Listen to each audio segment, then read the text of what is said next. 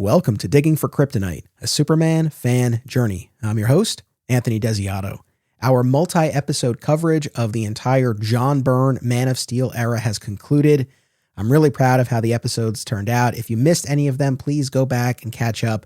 And my sincere thanks once again to everyone who tuned in, and of course, to the guests who joined me for that event. Coming up next week is the start of our final event of 2025, the Lois and Clark TV mixtapes.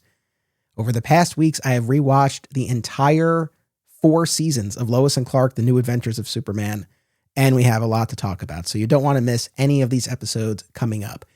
And just a friendly reminder, if you've been enjoying Digging for Kryptonite and you haven't left a rating and review, especially on Apple Podcasts, please consider taking a moment to do so. It's a great, quick way to show the podcast some love and hopefully encourage some new potential listeners to tune in. This week is a special Roundup episode where we'll be taking a look at the past 6 months or so of recent Superman comics. So we have 3 segments with 3 different guests. First up, I'll be welcoming Jermaine Lord Retail Exum from Acme Comics in North Carolina. We're going to talk about Waid's first Superboy starring issues of Action Comics. We'll also talk about the first arc of the new Dan Slott Superman Unlimited series. Then in the interlude, I'll welcome back our pal Rich Roney to talk about Waid's new history of the DC Universe. And then last but not least, I'll welcome back Scott Honig for the final segment, in which we will discuss the somewhat surprising KRYPTO Last Dog of KRYPTON miniseries, the recent Superman Red and Blue 2025 special, and this past summer's Hero for All Treasury edition. So big, fun episode. There's something for everyone here. Let me take this opportunity to issue a spoiler warning. We will be discussing spoilers, so if you are not current on any of those comics and you don't want to be spoiled, perhaps save this episode or just skip that segment. Now, we're covering a lot in this episode, but in terms of what we're not specifically hitting here, we've talked a lot about the Joshua Williamson written Superman series, including with Joshua himself when he was on the podcast. And we'll circle back to that next year when we get into all of the DC KO business. So the Williamson series is not part of this episode. By the same token, there's a relatively recent Supergirl ongoing that launched by Sophie Campbell that is very much on my radar and will be part of our Supergirl coverage next year as we barrel towards the movie. And I've gotten a number of people who have asked about if and when we will cover Absolute Superman. It is coming. We are going to get there early next year. We'll be covering the first 14 issues. Writer Jason Aaron had said that represents the first mega arc of the title. So we will be covering that. And my guest for that episode will be my pal, Ralph Puma. And I want to give Ralph a very special shout out. His band, Kill Me Kate, recently released their debut self-titled album, available now on all major music platforms. I'll include the link in the show notes. And it's an absolute banger. I have been using Ralph's music in my various documentary and podcast projects for years. He has been endlessly gracious in letting me use his music, and I have become such a fan. It's no exaggeration. There are certain songs of his that are seared into my brain because I was editing them into the piece that I was working on, and so I was listening over and over and over. But it's a testament to how awesome the music is, because those editing days are long past, but now I've just been enjoying listening to the album from start to finish. It's terrific. I really encourage you to check out the debut album of Kill Me Kate. And again, check out the link in the show notes. And like I said, we'll be hearing from Ralph before too long to talk about Absolute Superman. And one more shout out before we get into this week's episode. Our pal Martin Gray, who has joined me on the podcast, he reviews comics at the Too Dangerous review blog. Every issue that you're going to hear us talk about in this episode, Martin has reviewed over at his blog, and they're always a blast to read. And especially as you're hearing us talk about these issues, if there's anything you're particularly interested in and want more of a dive into an individual issue, please do check out his blog. All right, without further ado, let's dive in to this week's episode. Joining me to discuss Superboy and Action Comics by Mark Waid and Skylar Patridge, as well as Superman Unlimited by Dan Slott and Raphael Albuquerque, is the owner of Acme Comics in Greensboro, North Carolina, Jermaine Lord Retail Exum. Welcome back. It's good to be back, and I'll tell you the same thing that I always tell you, is that I'm so used to listening to your voice on various podcasts that if I sort of pause for a second, and don't respond is because I think I'm listening to an episode, not participating in an episode. It happens to me every time. Yeah, you got to remember to talk, but in case you forget, we can trim that out in editing. I got to tell you, I really had a lot of fun catching up on these two Superman titles. I have a lot to say, mostly positive about both of them, especially Superboy and Action Comics, which is, and I don't want to be hyperbolic, but it's very much what I was hoping it would be and what I have been calling for since I went through my big pre-crisis Superboy journey last year. So I really couldn't be happier with what we read and what we're here to talk about. I want to toss the ball to you first because, as I said in my introduction, you are Lord Retail, boots on the ground comic shop retailer. So let me ask you, over the past half a year since these runs have been going on, what sort of feedback have you been getting from your customers, from the Acme community? What are you hearing about Action Comics and Superman Unlimited?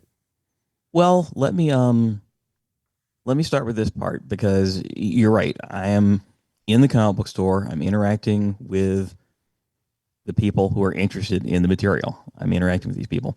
And I can say that the new Superman movie brought in new people. Now, a movie can be terrible, and some people are going to say, oh, what's this about? But I did specifically notice a lot of people, especially younger people, which is fantastic to see. And that doesn't necessarily just mean kids, which, yes, kids were asking for Superman stuff, which is great. That didn't necessarily happen with Man of Steel era Superman films. Didn't necessarily see that. But this time I did see younger people, and especially people, say, under 30, younger people of all types, men, women, who wanted to see good Superman stories. Now, they did go after the go-tos. As you can imagine, they're going to be on a top 5 list you can find online versus just sort of Discovery. Superman for All Seasons, All-Star Superman. I would be able to introduce things like Kingdom Come as a worthy Superman character story. I'd be able to do that much, or maybe even work in Secret Origin that we talked about on a previous podcast. But point is that there were indeed new people coming in wanting to see Superman material or things for characters that were also featured in the movie. Little Guy Gardner, some Mr. Terrific, certainly. But new people is a great thing. Just a little bit of data on our pre-orders right now as they stand as of today. Action Comics has 35 pre-orders, meaning there are 35 people that this book is reserved for them. This is not counting copies that go on the shelf. Superman is at 56 pre-orders. Superman Unlimited is at 46 pre-orders. It's a little uneven, but that's the nature of Superman and Action Comics. That's just how that goes. Same thing with Batman and Detective. There's going to be a differential.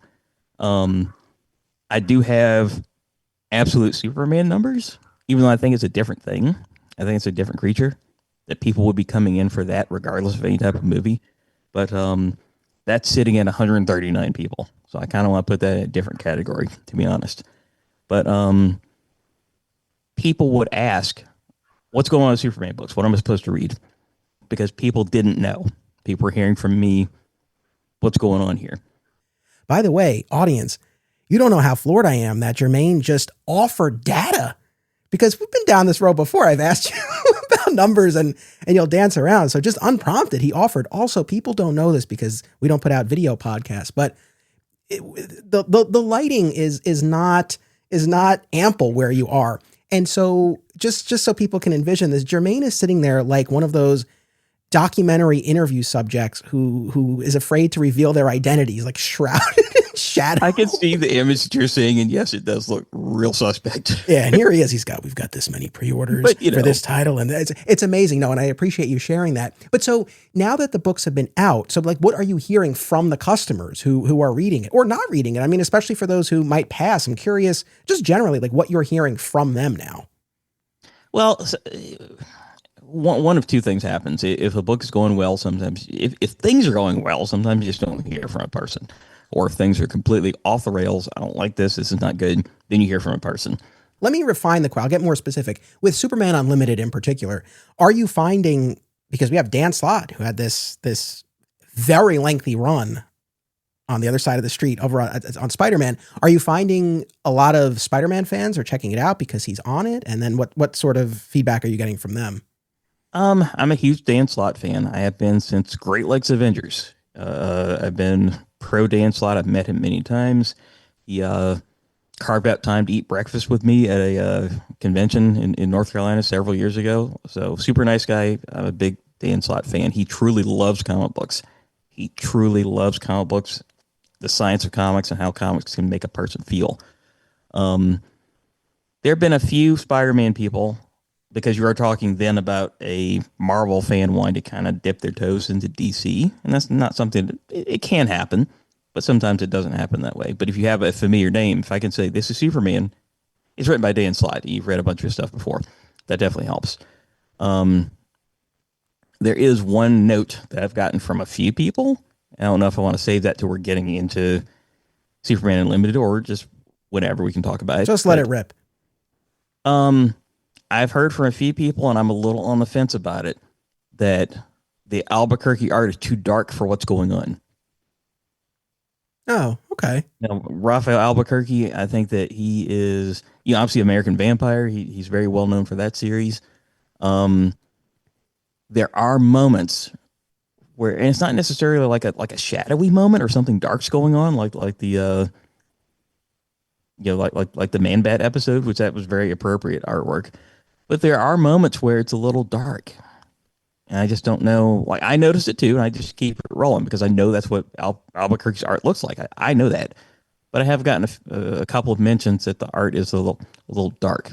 Not just the color, but the art itself. Does that make sense? There's a texture to Albuquerque's artwork. Do you feel it fits with a Superman title? Yeah, I mean, it didn't throw me. I mean, look, the stakes are very high and deadly. We have this kryptonite asteroid, the proliferation of all of these kryptonite weapons. It's dangerous out there for Superman and the super family. So, no, I don't know. From my perspective, it didn't feel out of place. So, but it's interesting to hear. But no, that wasn't something that I bumped up against. Yeah, that's the one consistent note I've gotten. I do think that I should be able to get readership higher or pre-orders higher. I really feel like I should be able to do that.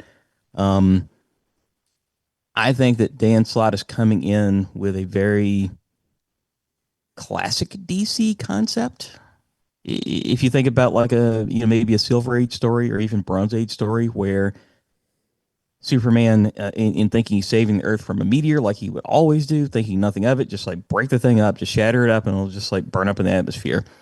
And he ends up inadvertently seeding the Earth with kryptonite to the degree that literally anyone can have it. He could be stopping a bank robbery. He could be getting a cat out of a tree, and someone might be wearing kryptonite earrings because it's fashionable. It could literally be anywhere at any time. Kryptonite lipstick, and someone gives him a kiss on the cheek as a thank you for a save. And then it makes him vulnerable to a bite from Man Bat. Yeah, that's a very DC concept, especially for people who say Superman's too powerful. This means that he's out there doing his thing at incredible risk, great personal risk. Because as you said, when he's exposed to kryptonite, it's not necessarily that he's like, oh, I'm dying right now. It's just he's vulnerable to things for a period of time he normally would not be. All sorts of, from the mundane to the pretty serious things that he's vulnerable to. Yeah. And then on the Action Comic side, so what are you hearing on that front? And more specifically, because I'm as fascinated by this as ever after all the time that we spent on Clark's history as Superboy.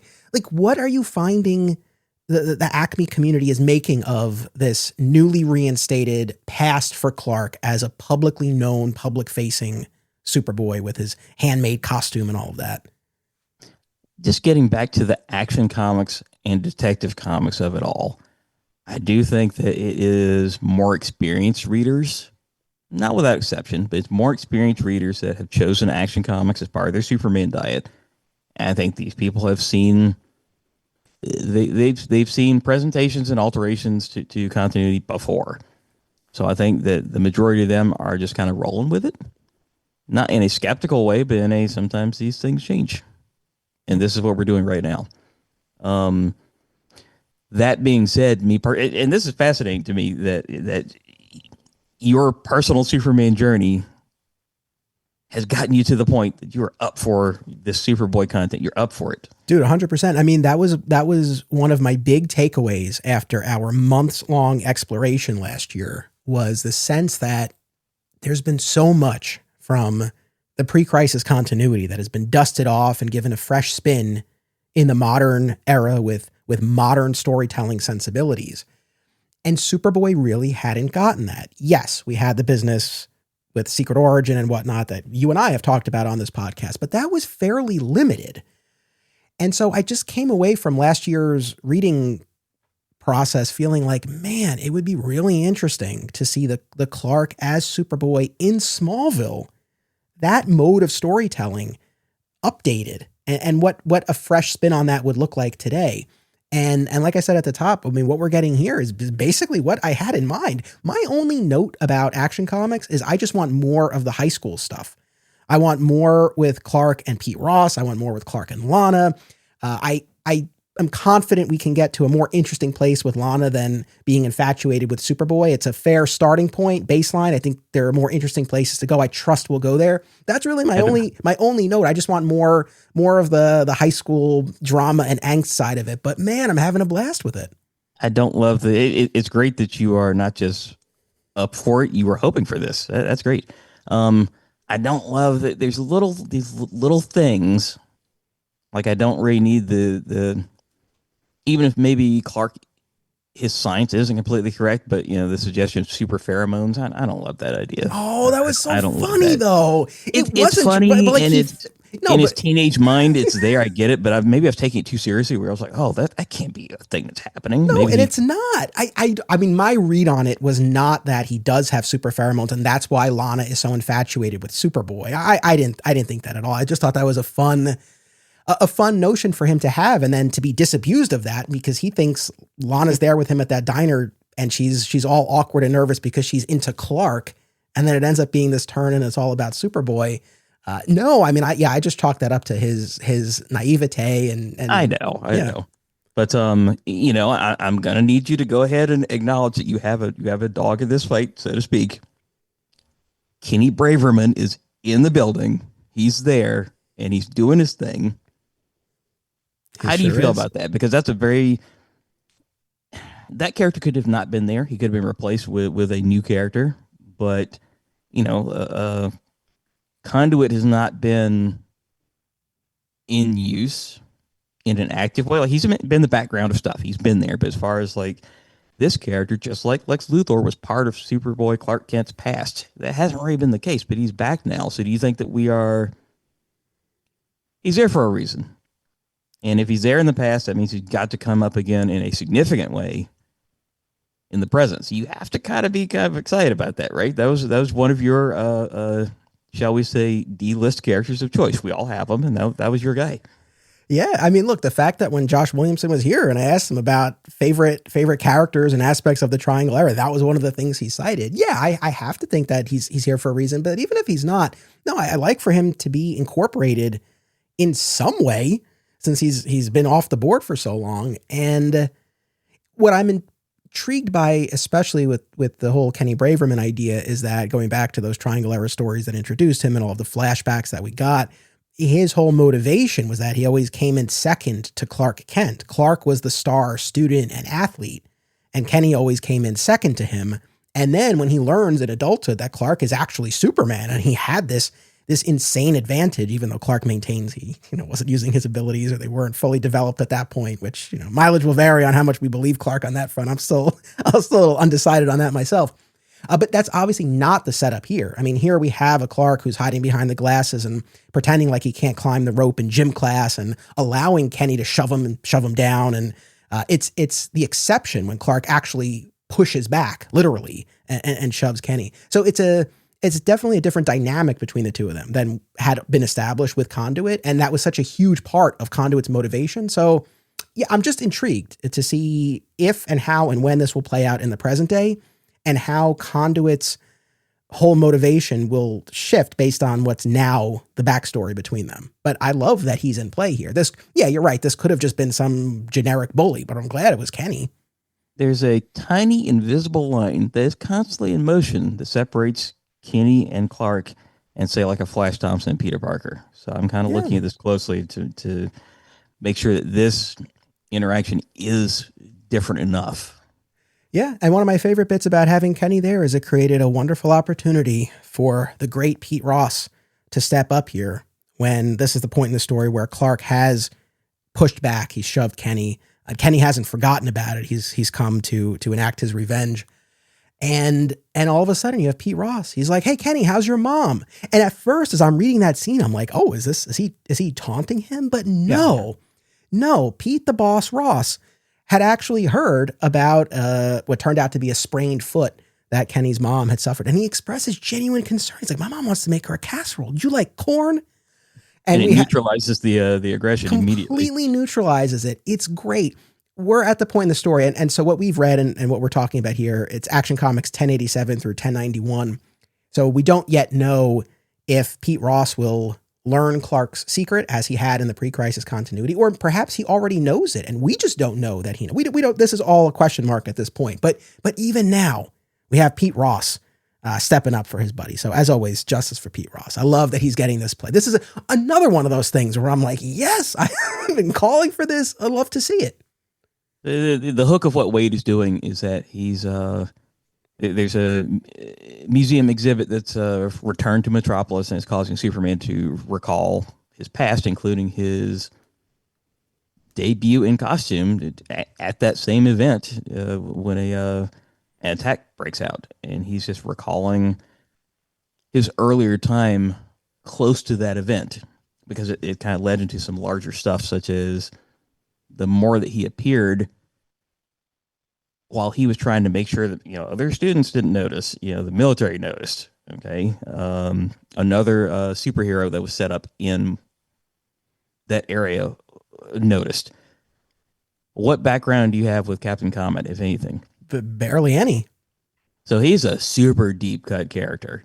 So interestingly enough, Captain Comet debuted in Strange Adventures in 1951, which is 5 years before Barry Allen in Showcase, which is typically considered to be the start of the Silver Age of comics. So he is that character that commonly bridges a gap between in story and, in comics, bridges a gap between like your end of Golden Age when superheroes were phasing out, but here's this guy, and the start of Silver Age where, all right, the Flash is back. Here's a different Green Lantern. Like the characters are back.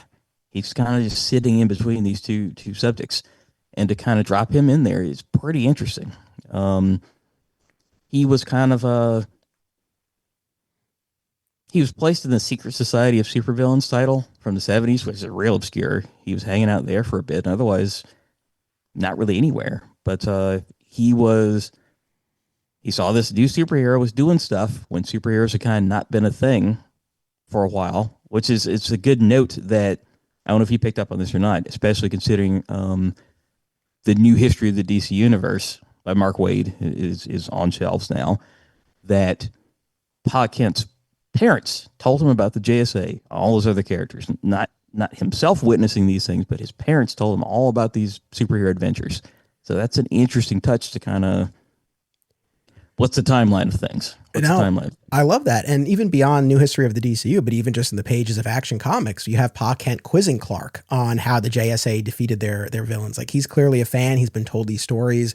Both Jonathan and Martha are well put off by Mr. Blake's appearance at the Kent house, claiming that he knows Clark is Superboy and talking about the dangers that a young superhero who's not fully equipped to use their abilities can bring about. But there's also the sense of them being starstruck as well. So yeah. No, I like kind of where this fits into that. But yeah, I would say I didn't have a ton of experience with the Captain Comic character, but I like the way this played here. So he's Mr. Blake, he's Clark's history teacher, but then he puts him through a number of tests. Like there's a swarm of locusts that's about to descend on Smallville, and he leads Clark to deal with that. But then it gets a bit more diabolical when he puts Superboy in the crosshairs of the United States military led by General Lane. And, it seems like he's just setting him up, but then it turns out, no, this was a deeper test, right? Trying to present a challenge that he couldn't punch his way out of. So I like the way that played out as well. Because this character in this new iteration has seen powerful new characters, well intentioned. He's seen things go really, really badly in different ways across his space travels. He's seen these things happen before, and he's wanting to make sure this is not going to happen here. I'm going to watch this situation closely. So, two big takeaways from this whole venture for me. I liked that Pa Kent wasn't just doing superhero trivia. He really was saying, how did Alan Scott defeat Solomon Grundy? He put him on the moon. How did so-and-so defeat this character? By doing this. He's literally giving Clark Kent critical thinking skills. That's not simply, I got to catch this thing, I got to throw this thing. What are some just really, you got to think about this. What is possible for you to do to solve this situation? That was a nice touch. It wasn't just superhero trivia, because I used to like these superheroes. It's like, how did this unfold? How did this happen? The other thing is during the I guess adventure at the school, where the school catches on fire and the whole like sprinkler system being faulty. It was a nice touch where Superboy confronts the corner cutting culprit in a pretty aggressive manner, but he's learning that I don't have the tools to solve this, meaning that in the future, Clark Kent reporter would have been able to correctly stop this guy. You know, according to, and this is another nice touch from a Pa Kent teaching. I don't think I've ever quite seen it worded this way. You got to apprehend the bad guys. Let the system do what it does. You're not there to punish the bad guy on site. You're there to stop the thing, apprehend the bad guy. System does its thing. Well, you know, what if the guy's lawyers are great and he gets out? Well, then he gets out, and hopefully he doesn't do this again. But Clark Kent, reporter, could have had the tools to more thoroughly stop this from happening.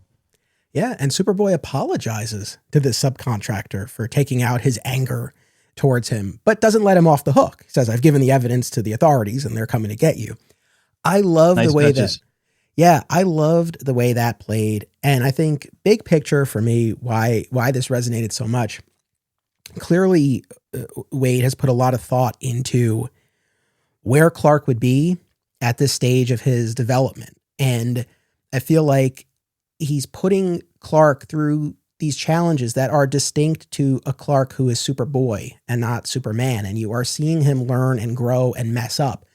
And that's good. And that scene that you cited is great. There are so many little touches. The fact that Clark gets lost and he's got to carry maps with him while he's flying around, I thought was great. Like, that's something that you would sort of take for granted. Yeah, you know where he's going. But no, that was a part of his process. It genuinely made me laugh out loud when you have Jonathan and Martha timing Clark as he flies around the world and he comes back. He's so proud of himself. He did it in like 24 seconds, but his costume just like burned off. He's basically naked. It's like genuinely made me laugh. And I love how amused they are at their own son's expense. Like, it's great. Like, there's so much care and concern and protectiveness from them, as you would expect. But then you have a moment like that and it rang true. And it also felt like, in terms of certainly their appearance, but also just the depiction, this is a youthful pair of Kents. There's a lot of vigor to them. I love seeing that. I didn't love the art, but it was consistent art. So eventually I came to accept this is what this looks like. But initially, and I don't know who else I would have chosen for this project. I don't have anyone in mind. But initially the art of it, especially drawing a teen version of Clark Kent and figuring out what does this look like, I wasn't exactly with that until this is what it looks like. And I kind of was. Oh, okay. Right on. I definitely dug the art, and it was, one of the other key aspects of this. And I complimented Mark Waid for this when he was here, but I have to reiterate it because I feel like this is one of the ingredients that to me is making this such a special reading experience.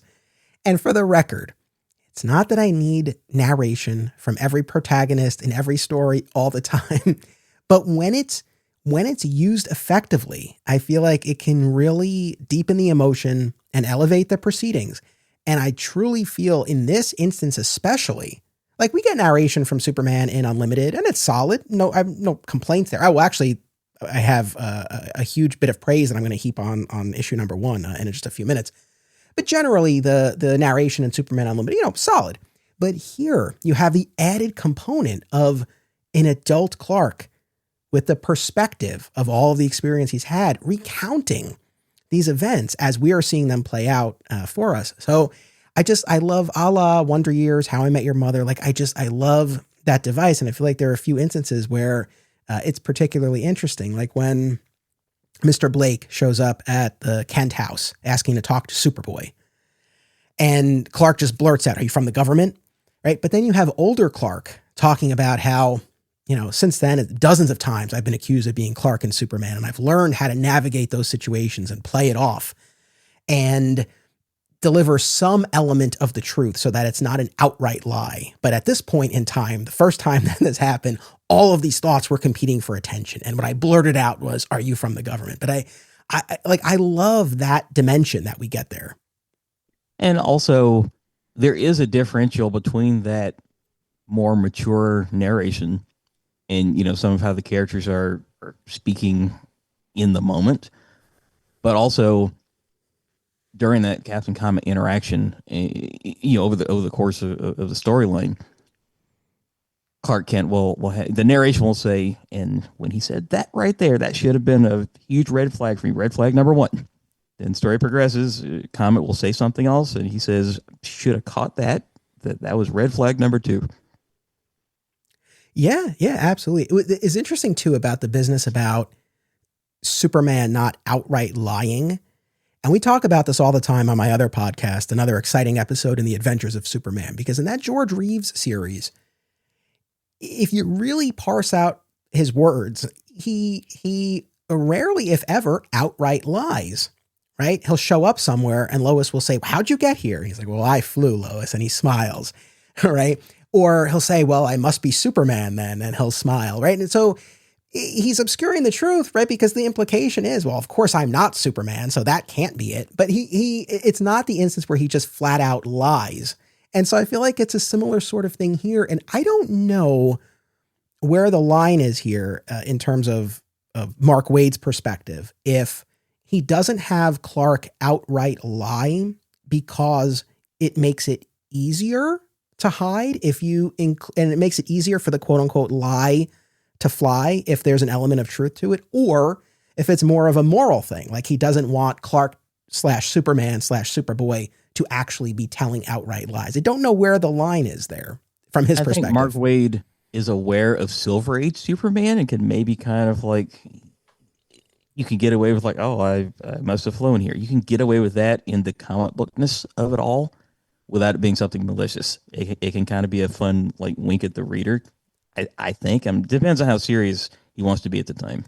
Yeah. By the way, this is a fascinating conversation because I can't stress enough how poorly lit you are, Jermaine, and I can't see your expressions. So as I'm talking, I have no idea if you're making a face like, "What is this guy talking about?" or if you're nodding along. But it's great. It's making it more exciting for me, so it's all good.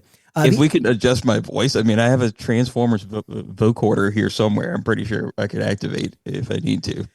But so no, I love between the costume getting burnt up and, like I said before, the very homemade quality to it. The trunks are a bit larger and awkward. He's I don't know if I would call them sneakers, but they're not the full on boots that we would see later on, right? And when we see Martha make it, they're definitely not. Oh, and even with Martha with the costume, the fact that she gives Clark a hard time. She's like, "I have to keep repairing all of these costumes," and he's like, "Well, I'm stopping bullets." She's like, "Can you catch them instead of letting them bounce off of you and make these holes?" So all of that was great.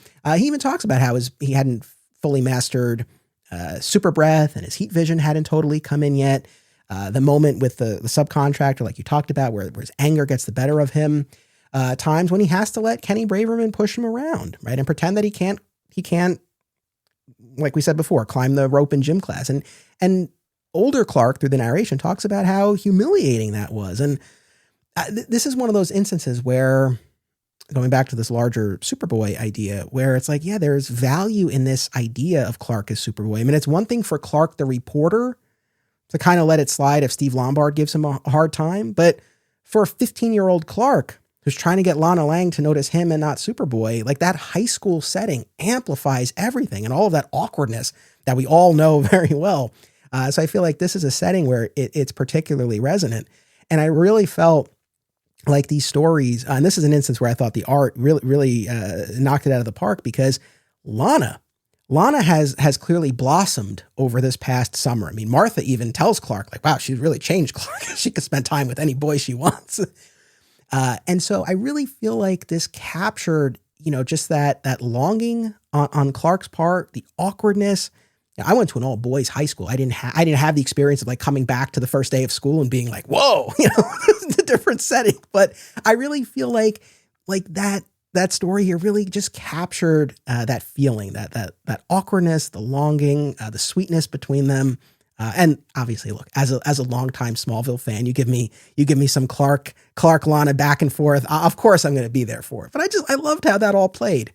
Very sweet. So, looking at the retail and marketing of it all, I think that if this were a Superboy branded miniseries, this does not sell as well as simply placing this in Action Comics. I think it doesn't sell nearly as well, with Action Comics being literally the birthplace series of Superman, and it's up to issue, over almost up to 1,100 issues at this point. If you put this in here, I think that because of the nature of Action Comics and it being, as I said, historical data being behind the counter, it being people want Superman, not Action Comics, is what I'm getting at when they choose a series. They see the book called Superman, they see the book called Batman, and to a degree, Action Comics, what is that? Detective Comics, what is that? I think we should be able to get 12 issues out of this. At the same time, you could run this for a very long time. They need not put some sort of like limit on this era of storytelling. But on that note, and where you were talking about as far as hoping that this, I really hope that this runs a long time. I hope this isn't just a 12 issue thing. And when Waid was here, he talked about having long-term plans. So I hope this is something that plays out for a while, because as you know, and the audience knows, like the only real objection that still kind of remained for me as far as Clark being Superboy is like, all right, well, how do you have him as Superboy out there and still preserve the moment and the power of Superman debuting?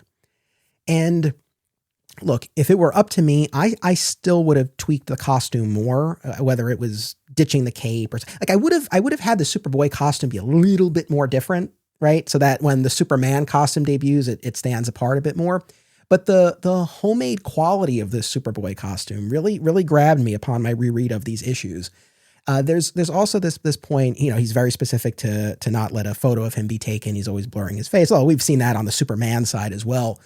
Jonathan and Martha are pretty strict about him only being able to patrol, a couple of nights a week, or, they negotiate, they land on 3 nights a week, and he varies where he operates, right? So that it's not so much the case. I think we will get to a point where Smallville is known as home of Superboy, but still the fact that there's some effort to vary the location of his activities to at least throw off his base of operations a little bit, I think that's great. And then from what Waid has said and what we even see when we get that kind of recounting of Clark's life in Superman Unlimited #1, and this really is directly from Superman Unlimited #1, where he's recounting how there came a time where Superboy had to go away and Clark had to walk the earth and become the best version of himself before returning as Superman. So I really do think between this homemade costume, not really sticking around, jumping around in terms of where he operates, a big break in between Superboy and Superman, I don't know. I think when you get ultimately to that moment of Superman arriving, I don't know that the Superboy chapter will have undermined it. So I remain very optimistic about all of this. And yeah, I really want to see this play out. And I do also hope, I know we're getting more on the Legion front. There's going to be a new ongoing series that Joshua Williamson is writing, which I'm very happy for. But I do hope in the pages of Action Comics, we can keep the adventures largely Smallville set or Earth set, present day, that is. Because that's kind of the lane for Superboy that I enjoy the most. I know you're a big Legion fan, and I don't dislike that stuff, but give me him at Smallville High, man, like all day. I will take it. And just to pull on something that you mentioned in passing, I think that the fact that in his debut appearance, the military was on it, that Captain Comet was on it immediately. Maybe there's something that made it so Superboy's adventures weren't globally known. maybe there was some factor in play where all the amazing things that were going on, people weren't like flocking to Smallville to see, all right, what is this exactly? That kind of wasn't happening. And as you said, there's a point where Superboy goes away.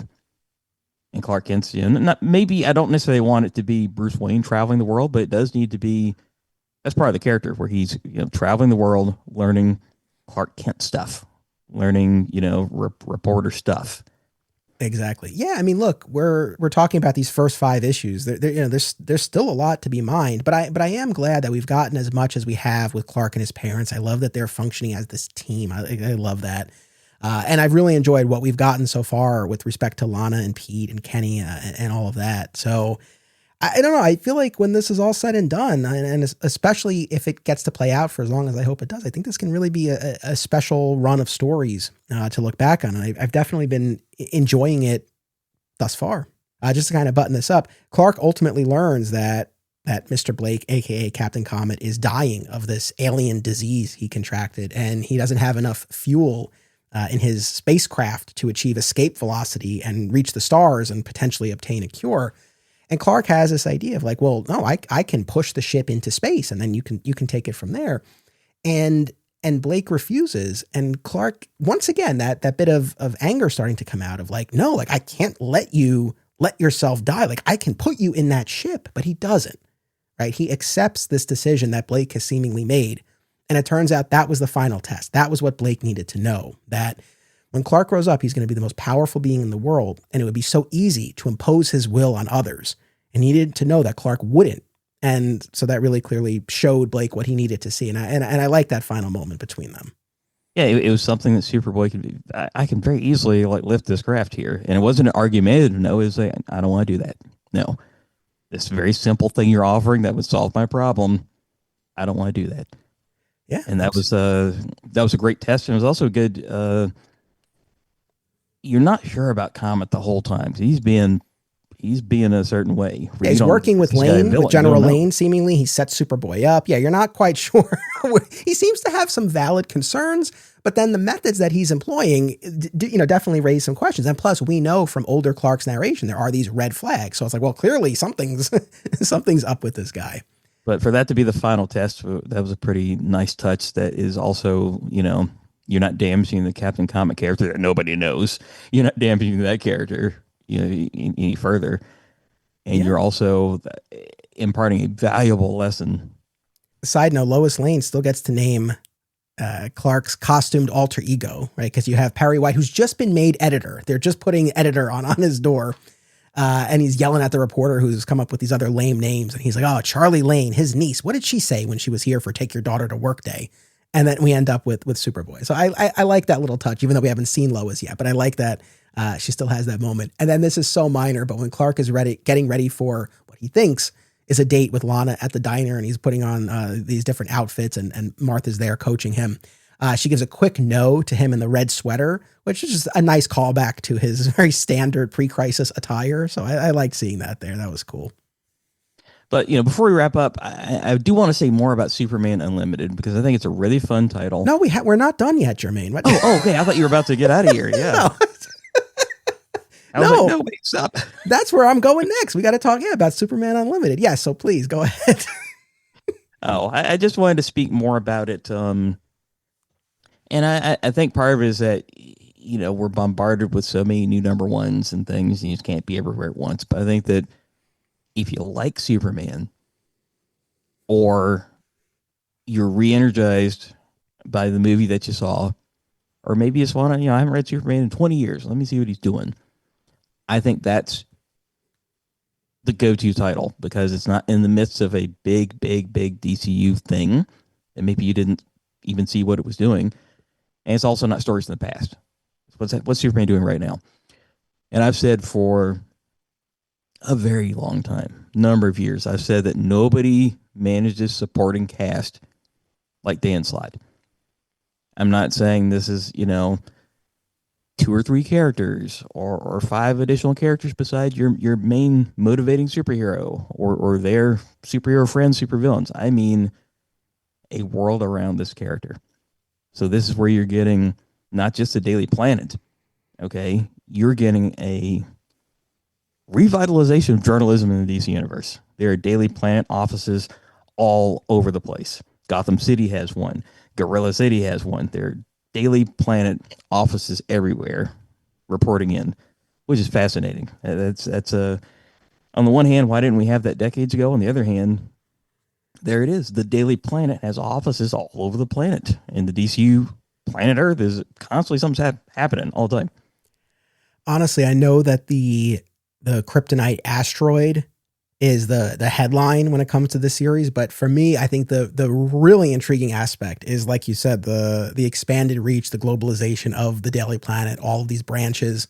Cat Grant in Star City, Jimmy Olsen in Gotham, Ron Troop in El Caldero, the South American country that was, ground zero for this kryptonite asteroid, and they become this very wealthy nation because of it. I love that idea. It's funded and spearheaded by the ex-wife of Morgan Edge. And then there's sort of this question about whether or not they're just kind of slapping the Daily Planet brand on all of these different media companies, which was interesting. There's a really interesting bit where Clark Kent, the reporter, cuts into a Jack Ryder podcast episode to fact check him, which was great. Very interesting. That's Dan Slott right there. That is Dan Slott classic. Something that I think would be great to have in real life. They could come in real handy. So yeah, like that aspect of it, I really thought was interesting. And again, like Jimmy, we talk about Jimmy Olsen a lot here too. Like I love carving out a little space for him in Gotham City. So like that aspect of it was great. I was alluding to this earlier, but in the first issue, which I agree with you, it's a very strong number one because it lays out the plot points of Superman's journey, but more importantly, the emotion of where this character has been when you see him trying to stop this massive kryptonite asteroid that will almost certainly kill him. So I think as a number one, it's effective. But you get to this point where he's basically reliving the moments of his life. And then you find out he's saying all this. He's talking to John, like this is his final message to his son, who can hear with the super hearing. But when he gets to the point where he says that if all he ever did in this life was to be one of the two people who brought John into the world, that was enough. Oh, when we got to that point, I'm tearing. I mean, I'm like legit crying as I'm reading this because that's very much as a parent, like that's how I feel. And I'm sure, any parent listening to this would, likely feels similarly. And that just so rang true. So that was one of those things where I enjoyed all 6 issues that we looked at, this introductory arc. But even if I had any quibbles, that emotion that it conjured in me, and maybe I'm just an easy mark. You give me a line like that and I'm going to be a blubbering mess, but that really earned a lot of goodwill from me. And I'm like, okay. Oh, this is the other thing too. With the Dan Slott of it all. I don't have any baggage when it comes to him because I stopped reading Spider-Man basically with One More Day. I dabbled a little bit in early Brand New Day, but I didn't get very far. He finally got there and you didn't see any of it. Yeah, but it's one of those things. I know a lot has been said and written about Dan Slott's Spider-Man work. And you know what? Maybe there will be a podcast in the future where I'll have occasion to dive into that. But all to say that it's like, I just don't have the baggage when it comes to him. I mean, he on the DC side, I remember he did a Batman Arkham Asylum miniseries like over 20 years ago. I remember reading that and introduced the new villain Fish, if I'm not mistaken. But so I just came into this as kind of a blank slate with respect to Dan Slott. So I didn't have any baggage one way or the other. And yeah, overall enjoyed it. But that emotion that he was able to tap into in that first issue, it really resonated. So you are, the Dan Slott is coming from the Daily Planet offices. It's coming from the new version of Toyman, which is taking that Superman the Animated Series version, which is super creepy. Like, what is that? Yeah, but this one's good. Yeah, it didn't really get how Harley Quinn jumps over, or Mr. Freeze's origin as presented on animated series Batman overlay the comic book version. This Toyman didn't really do that, but this time that character exists and it does have a different function and purpose. The huge supporting cast of characters, that's the Dan Slott. The introduction of one of my least favorite Bronze Age Superman concepts, the supercar, The fact that that's there. The Supermobile, baby. Oh, I got I that. never liked that. The design of Oh. it has two articulate arms on the front of the car. I never liked that design. They're always there. They're not like a retractable. It's like there's two like robot arms are always on this little vehicle. Yeah. But there it is, because he thought it was neat, and there it is. It's back in the year 2025. The Supermobile returns. Look, well, on the note of toys, so at the end of the first issue, so during the first issue, we have this attempt to stop this kryptonite asteroid, and then he's out for 3 months, and he wakes up on the watchtower, and John Jones has been filling in for him as Clark Kent, and all of his loved ones are there on the watchtower, and then they turn on the special lights, and he's glowing gold, right? And so we have this new ability. So in a world now where kryptonite weapons abound, from bullets to knives to brass knuckles to whatever, or jewelry, lipstick, all that stuff, in a world where green kryptonite specifically abounds, he now has this new ability where if he's exposed to too much kryptonite, his cells will expunge all of the solar radiation they've stored. It makes him invulnerable to kryptonite and creates this glowing gold effect for, 200 seconds? But after that, then he's used up all of his solar reserves and he has to recharge. So then he'll be essentially powerless and susceptible to kryptonite in those moments. But do you know the impetus, the inspiration for that look?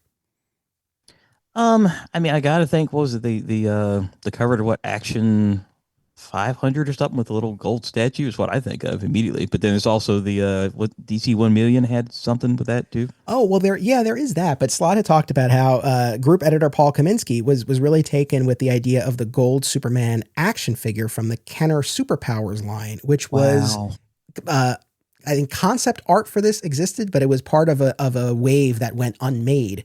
But then decades later, for one of the anniversaries of the Kenner Superpowers line of action figures, Mattel put out this gold version of the Superman figure. And then now with the McFarlane revival of the Superpowers line, there is a gold Superpowers Superman. So and so apparently this was something Paul really wanted to incorporate, and they came up with this idea, and it was a fun punch for the end of the first issue.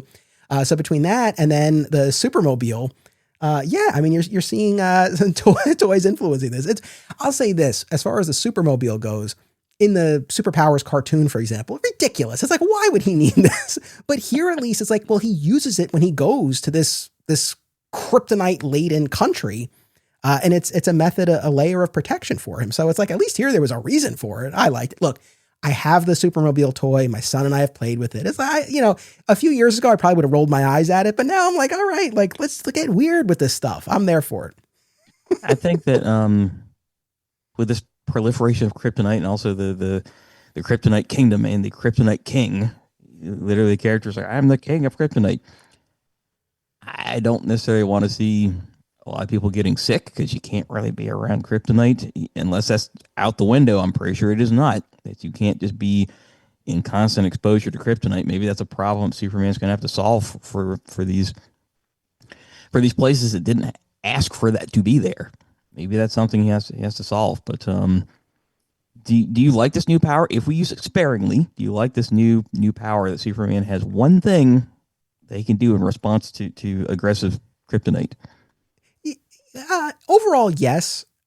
I guess it is one of those things where with all of this kryptonite around, it's like, oh man, we're really upping the stakes. Like, it's really deadly for him. Just stopping a bank robbery now could go really badly. But it's like, oh, but now he's also got this way out. So it's like, I don't know. Obviously, though, it has its limitations. Yes. So that goes a long way. But I mean, no, overall, yeah, generally, like when they introduced the solar flare in the New 52, it's like, generally, am I into new powers for him? No, like he's got enough, but at least for the time being, I'm intrigued by this. But to your previous point, if I have one big picture question or gripe, it is the effect of all of this kryptonite on humans. I mean, that was what the Jack Ryder podcast was about, that Clark interrupted to fact check, because there was this farmer there, this woman with a 2-headed goat, claiming that this was a result of kryptonite. And Clark cut in and used his farm experience to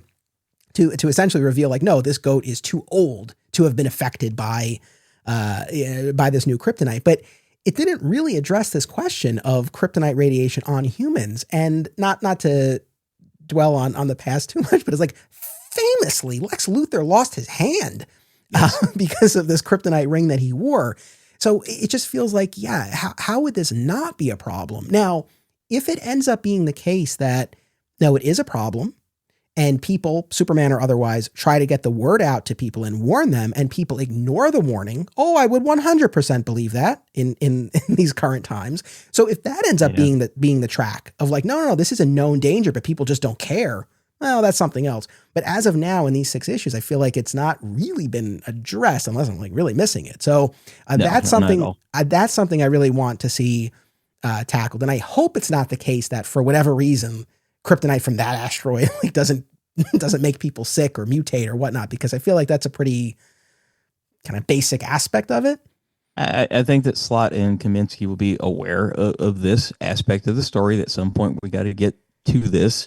And even if the people don't believe it, Superman and his super science have to get this solved.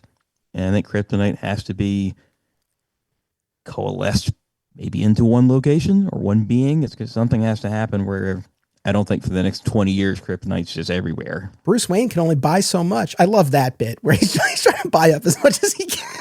Again, Dan Slott. That's what you're getting. So if you like what's going on here, maybe you like some of his She-Hulk work, Spider-Man stuff, maybe you like other things. But overall, I feel like it's interesting. We've seen kryptonite asteroids before. Famously, Superman Batman at the end of the Public Enemies arc leading into Supergirl, you had that kryptonite asteroid. Wasn't just green kryptonite there, though. That reintroduced those the many shades of kryptonite that we hadn't had in a long time. Here, it seems to be strictly green.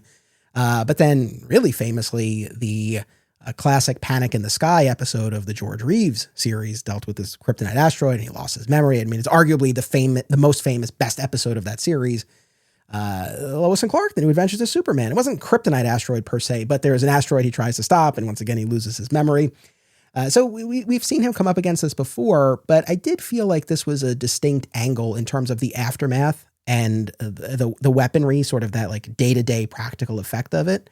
How do you feel about it being only green kryptonite? Do you wish that the other varieties were mixed in there? For all we know, maybe they are, and that'll come later. But for now, it seems to only be green. Do you like that, or would you have wanted to see more variety? Kryptonite gets real busy real fast.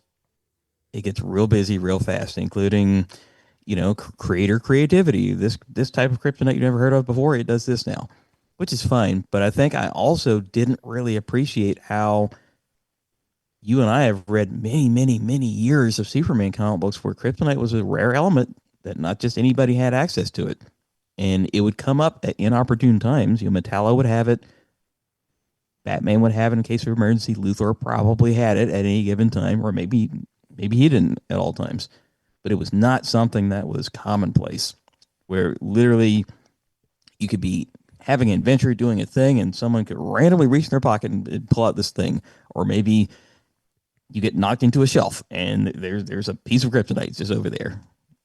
I kind of took for granted how I haven't read stories like that maybe ever. Yeah. No. So I'm kind of open to it, but I don't really. It was a wise choice to simply make it green kryptonite and not general kryptonite shards are now everywhere of unknown nature. It's all green. Fair enough. I wouldn't have minded a little red thrown in there, but that's okay. I think it works effectively here for what this story is. And yeah, we end with this Kryptonite King, this miner who really rose to be the leader of this country in a relatively short amount of time, getting his hands on a Kryptonian sunstone crystal, and so now he has this Kryptonian fortress essentially in his country. Information. He's got information. Yeah, exactly. But we end on John Kent heading over to the Steelworks campus in Smallville with John Henry Irons and Lana Lang, and they're going to work together to try to combat the effects of this kryptonite presence on Earth. So I'm intrigued to see where it goes.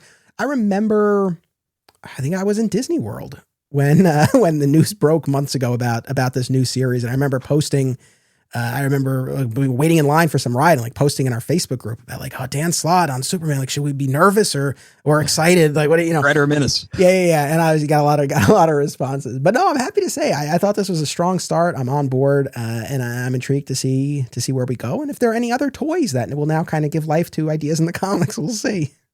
But I believe Dan Slott's been sitting on a lifetime of Superman stories, a lifetime of things he considered, from when he was a kid, probably reading comics. So I think we're in for some good times. And I hope that Superman Unlimited is still running by name at issue 25, issue 50. Sometimes like Unlimited might come and go, or they might relaunch with a new number one, but it's like the same creative team, perhaps. I don't know if we'll keep Albuquerque forever. I don't know that, but I hope we get a lot of good Superman stories of this creative and fun nature out of Dan Slott. For sure. And listen, to bring us full circle here, if you have any customers now after this episode comes out who are like, I don't know, Action Comics Unlimited, what's that about? I don't know. Hey, give them this episode to listen to, and hopefully they'll enjoy it, and then they'll want to pick up the issues. I've done the past. I love it. I appreciate it. I love, by the way, I commented about this on Facebook. I love on Wednesdays, New Comic Book Day, when you come outside the store, because you have a line of customers waiting to get in, 12, 15, 20, I don't know how many people, but it's a good amount of people standing out there, and they are the most captive audience. Like, they cannot get into that store until you open the door for them, and you stand there and you tell them, like, look, this is what came out. This is what you want to keep an eye on. You got to read this. You got to read that. And I love it. You like, they are so at your mercy, and not that you abuse it. It's a wonderful service that you're providing, but it just makes me laugh. And I say to myself, God, if alternate realities were still here today in this era of me doing all of these podcasts, I would 100% go out there, close that door behind me. But, all right, guys, this is what we got coming up on the podcast. Are you subscribed? Have you left a review? Come on in. You're right. This power has to be managed carefully, but I really am, because I could post it online, but it's not the same as saying, look, when you go in this store, you're going after Batman, absolute Batman variant you are, but there's a book on the shelf from Image Comics called No Man's Land. Okay. You're going to bypass this book, but I'm telling you, don't bypass this book on the shelf. Or I'll say, if you've got Justice League and Superman this week and you're following the all-in stuff, then I think you got to read Superman first and then read Justice League second. I think that's the way you got to do it. That's kind of what I'm getting at when I prepare people for what they're about to see when they come in the door. Yeah, absolutely. Well, listen, I would say it was great to see you. I barely saw you, but it was wonderful talking to you. And I encourage everyone to check out Acme Comics. I will include the link to your website in the show notes. They can check out store information, your social media pages, the Acme Cast, the Acme Podcast. And certainly if they are in the North Carolina or surrounding area, they should definitely come to one of your 2 locations. Yeah? That would be wonderful. It's happened in the past where people would stop by from who knows where and say, heard about your shop on the podcast network, and I wanted to see what it was all about. So that's always very cool. You can find me on Blue Sky on Tuesday nights. I'll talk about some new release stuff. Never any spoilers, but I'll just kind of point people in some directions about what they can expect to see at their store, wherever they may be, on that Wednesday morning. Right on. Well, thank you, Jermaine. Folks, don't go anywhere. Right after this commercial break, we'll be back with Rich Roney and a discussion of Mark Waid's new history of the DCU. We'll be right back. Aw Yeah Comics celebrates everything that is wonderful about comics, toys, artwork, and the joy they bring to people. Visit them in person at one of their 3 locations, Harrison, New York, Muncie, Indiana, or Skokie, Illinois, home to our pal, Sweet Sweet Bernie. If you have children and have been looking for a family-friendly store, look no further. Join Aw Yeah for exciting events, including creator signings, how-tos, and more. Visit awyeahcomics.com and follow them on social media. Their name says exactly how they feel about it. Say it with me now. Aw yeah. Fat Moose Comics, established in 1982, is New Jersey's best and oldest comic book store. Led by current owner Sean Hendricks, Moose has that rare, old-school comic shop feel and camaraderie, yet also remains a welcoming space for new fans. If you're looking for something and they don't have it, they can probably get it for you. They know a guy. Visit Fat Moose in Whippany the next time you are in the Garden State, and be sure to reach out via the Fat Moose Comics Facebook page. We all love the big-budget superhero films, but the world of independent cinema remains a place of creative freedom and entrepreneurial spirit. Whether you're an independent filmmaker yourself or you just love movies, don't miss these New Jersey festivals. Brightside Tavern in Jersey City, Hang On to Your Shorts in Asbury Park, and Round Reel in Bloomfield. And now they're joined by the Shorts and Stout Film Festival in Long Beach, New York. Event details, as well as submission information for filmmakers, can be found at filmfreeway.com. And now, joining me to discuss Mark Waid's new history of the DC Universe is returning guest, Rich Roney. Welcome back. Thank you. Thank you. I'm looking forward to this. So I'm curious, as our resident Silver Age expert, you've been reading for decades. We know your heart is always with DC Comics. This is far from the first time you've read a quote-unquote new history of the DC Universe. How many of these things have you been through at this point? Do you still care? This is at least the fourth. So there was clearly that two-part story that Marv Wolfman and George Perez did, I think, in 1986. I absolutely loved that. I loved that. Subsequent to that, there was some timelines in the back of Zero Hour in like 1994. Later on in 2011, there was the DCU Legacies, which I enjoyed very much. It was a 10-part story. It was told from the perspective of like a police officer and how, as he aged, you saw the different heroes in different eras. And now there's this by Mark Waid and a number of artists. To hit it, my favorite of all of these, quite bluntly, was the 1986 Marv Wolfman, George Perez.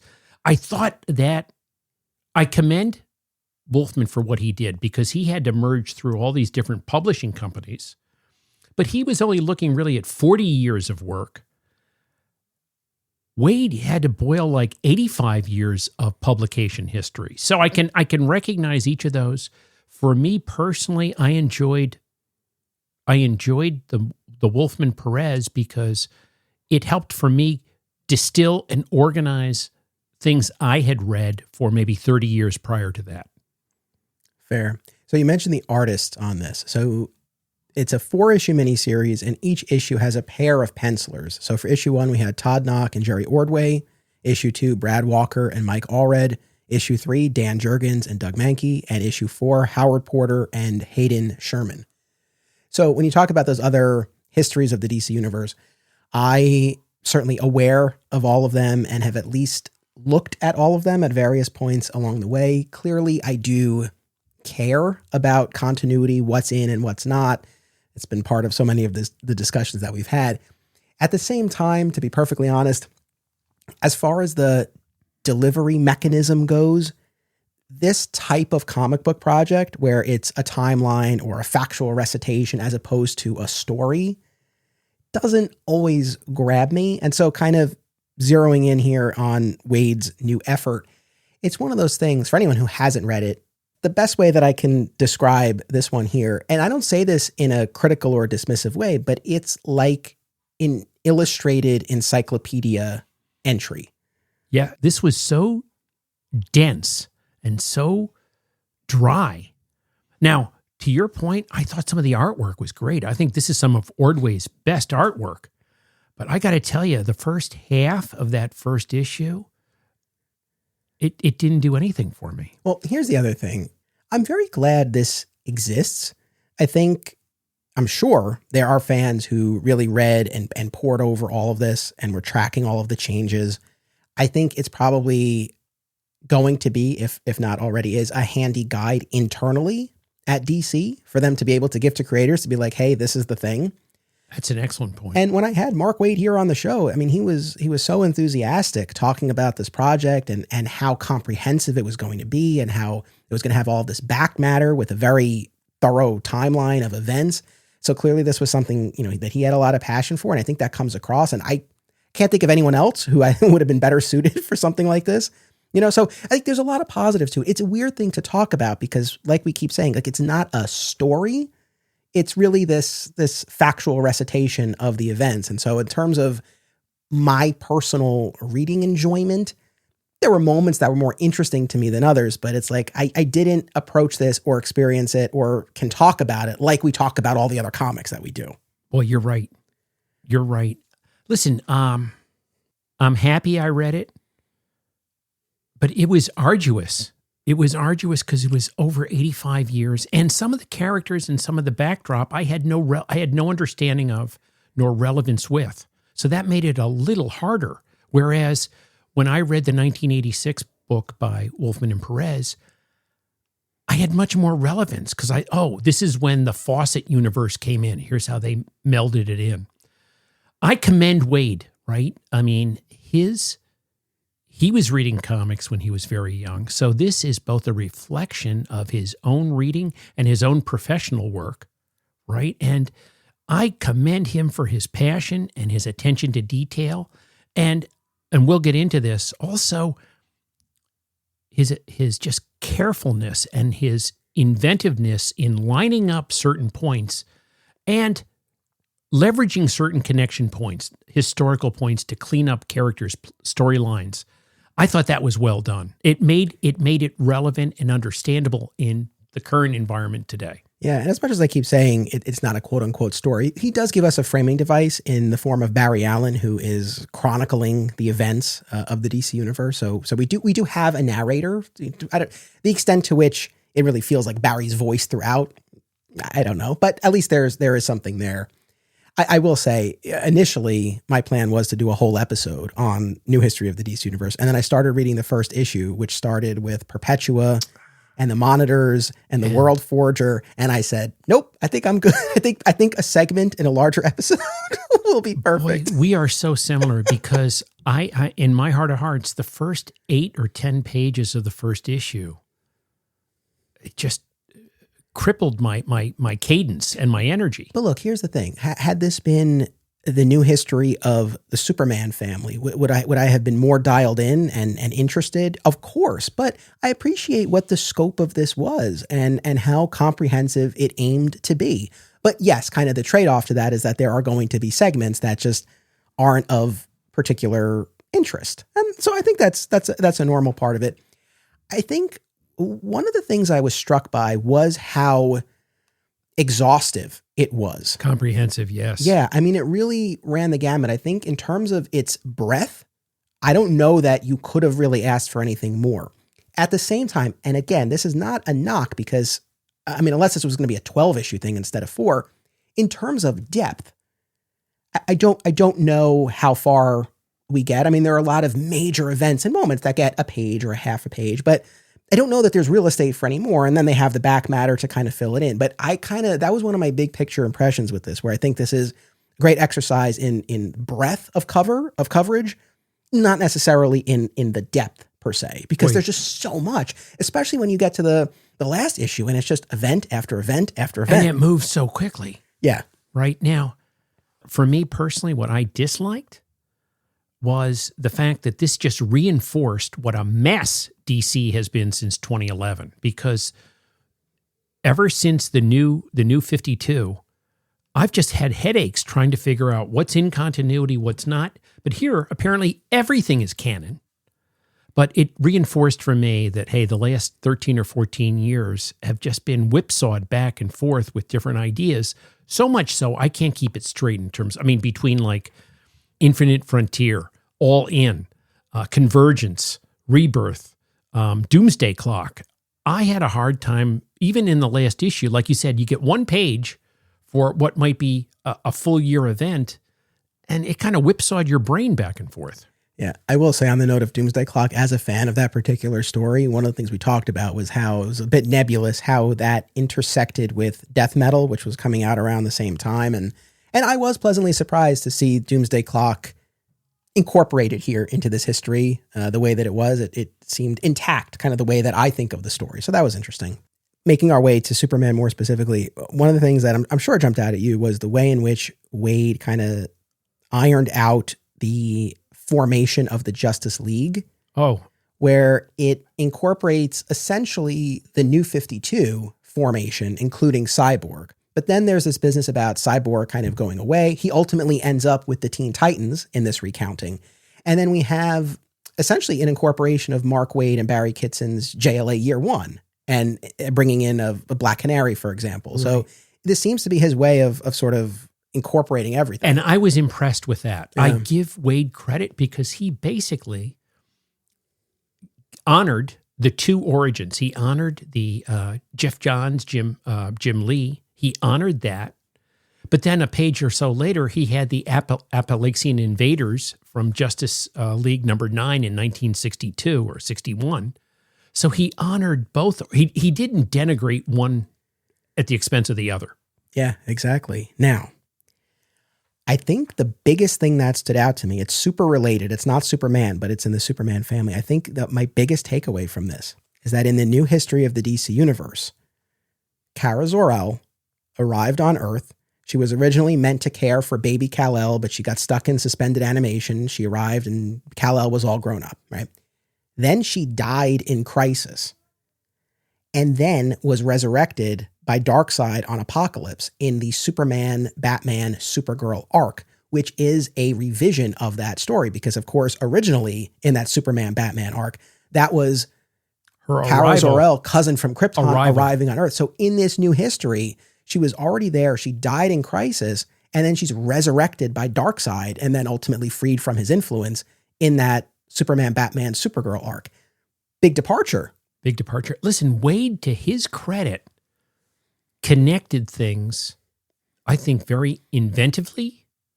I mean, that's one example. I probably got 5 or 6 other examples where he has now made things fit for this extensive timeline, because now everything is canon, but there's conflicts. There's conflicts between that. So he made things, he tightened them up. He made them more organized. I'll have more to say on the Supergirl front next year, but that definitely stood out to me. And then as I'm reading it, I'm like, well, all right, that's one Supergirl. What about our girl Matrix, aka Linda Danvers? Not acknowledged in the main portion of New History, but she is included in the back matter timeline. And it says that this Matrix from another universe posed as Supergirl for a time. So I don't know that I love the posed business, because she was our Supergirl for years in the Triangle era and into the early 2000s, the Peter David series. And we're going to be talking about all of this next year. And it's fine. I look, this is one of those things. I don't envy this job that Waid had, and I wouldn't wish this job on my worst enemy, like trying to sort out decades and decades worth of history. Like this, what a task. And it's like, no matter what you do, somebody on a podcast is going to be complaining about, well, why do you do this? Why do you do that? Yeah, basically it's a thankless task. Your ability to succeed is hugely blunted, because if you do it wrong, you're going to get criticized like hell, but they're going to expect you to do it correct. And then the other problem is every era. My nephew Aiden said, we got into a discussion about this, because I kind of wanted, in my perfect world, they would have excised out certain things. It would have been a reduced timeline. But my nephew Aiden told me, he goes, look, Uncle Rich, everyone, when they first start reading comics, they have a special love for that era. And just like you said, I have memories of the Matrix Supergirl. I read that, Ed Benes and I forget, Peter David. It was very well done. So now, and you could also make the point, I know you're going to get to this, basically Waid completely negated what John Byrne did. I mean, now he's reinstating Superboy as part of the life of Superman, which is a contradiction for what happened post-Crisis. Yeah, well, that definitely stood out to me. That was one of the other things. So, and this too kind of points a little bit more towards that back matter, because in that timeline, both Secret Origin by Jeff Johns and Gary Frank and Birthright by Waid are cited there. So it seems like in this new history of the DCU, and look, DC might say otherwise, kind of my personal view of this, I still think that Superman's Secret Origin is essentially the baseline. I think the main deviation from Secret Origin is that there you had a Superboy who was this rural myth who operated in secret. He wore a costume, but he didn't let himself be seen in public. Clearly, for those of us who've been following Waid's Action Comics run, that's not the case. Like this, there's a big headline from the Daily Planet that says Superboy, right? So I think Secret Origin is still generally our baseline. I think the main deviation is Superboy now being this publicly known iteration, right? And I still think that Birthright can fit into Secret Origin more or less, because as we talked about at length, there's this huge break in Secret Origin between the Superboy Smallville portion and Clark arriving in Metropolis as an adult. So I think kind of that quest that Clark goes on in Birthright, I think that still generally kind of like has a place in the story. And the fact that both Secret Origin and Birthright were cited, I think speaks to that. So I was particularly struck by that. But yes, I mean, unless I'm totally mistaken, I didn't see any direct cites to Man of Steel in that back matter. So there are still a couple of retcons that I was really, really happy to see. I'm going to save that for my last bit here. But the other big thing that I noticed, and this works, I think this is an elegant solution. Now, John Kent was born during that year when following Infinite powers. Crisis, where Superman had no power. This year that was ultimately filled in with the 52 weekly series, which I thought was a very elegant way to kind of work that in. That made a lot of sense. And it obviated some of the craziness with Convergence, because if you literally read the published history, John was born with the, I guess, pre-crisis Superman who was in another world with Convergence. So it got really weird. I thought it was very elegant how he reconciled that. It makes sense. Hey, this was the era when the 1 year when Superman had no powers. John was born. Okay, now this is my last thing, and I want to toss the ball to you to see what else stood out. So there were a couple of retcons, I think, or potential retcons that Waid incorporated here that this fan was very happy to see. And we're talking about a word here or a word there. Oh, I know the word. Does it start with a P? Yep. A time traveler purporting to be Jor-El took John Kent. I was so happy to see that. And I saw that and I said, thank God. Because all that business with Mr. Oz revealed to be this time-displaced Jor-El who's gone crazy. Never, ever liked it. I complained about it when we talked about the Bendis stuff and the Jurgens run during Rebirth as well. So I was thrilled to see that adjective. Could not be happier about that. That was great. And then this was in the back matter. There's a notation about Rogol Zar from the Bendis run, this villain who allegedly had destroyed Krypton. Well, in the Bendis run, I don't know how alleged it was. That was the story. But in New History of the DCU, it says he falsely claimed to take responsibility for the destruction of Krypton. I never knew that. So those were two things, and I might seem minor to people, but they've bugged me for so long. And so to see them addressed with just that word or two makes a big difference.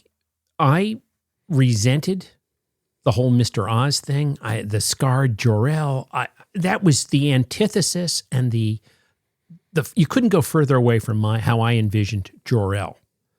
So I loved the adjective purportedly or purported. I thought that was awesome.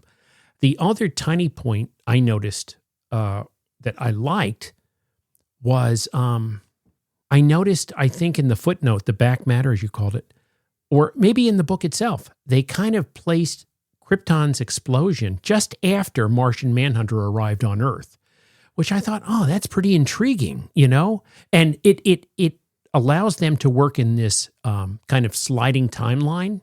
They're not locking into particular years.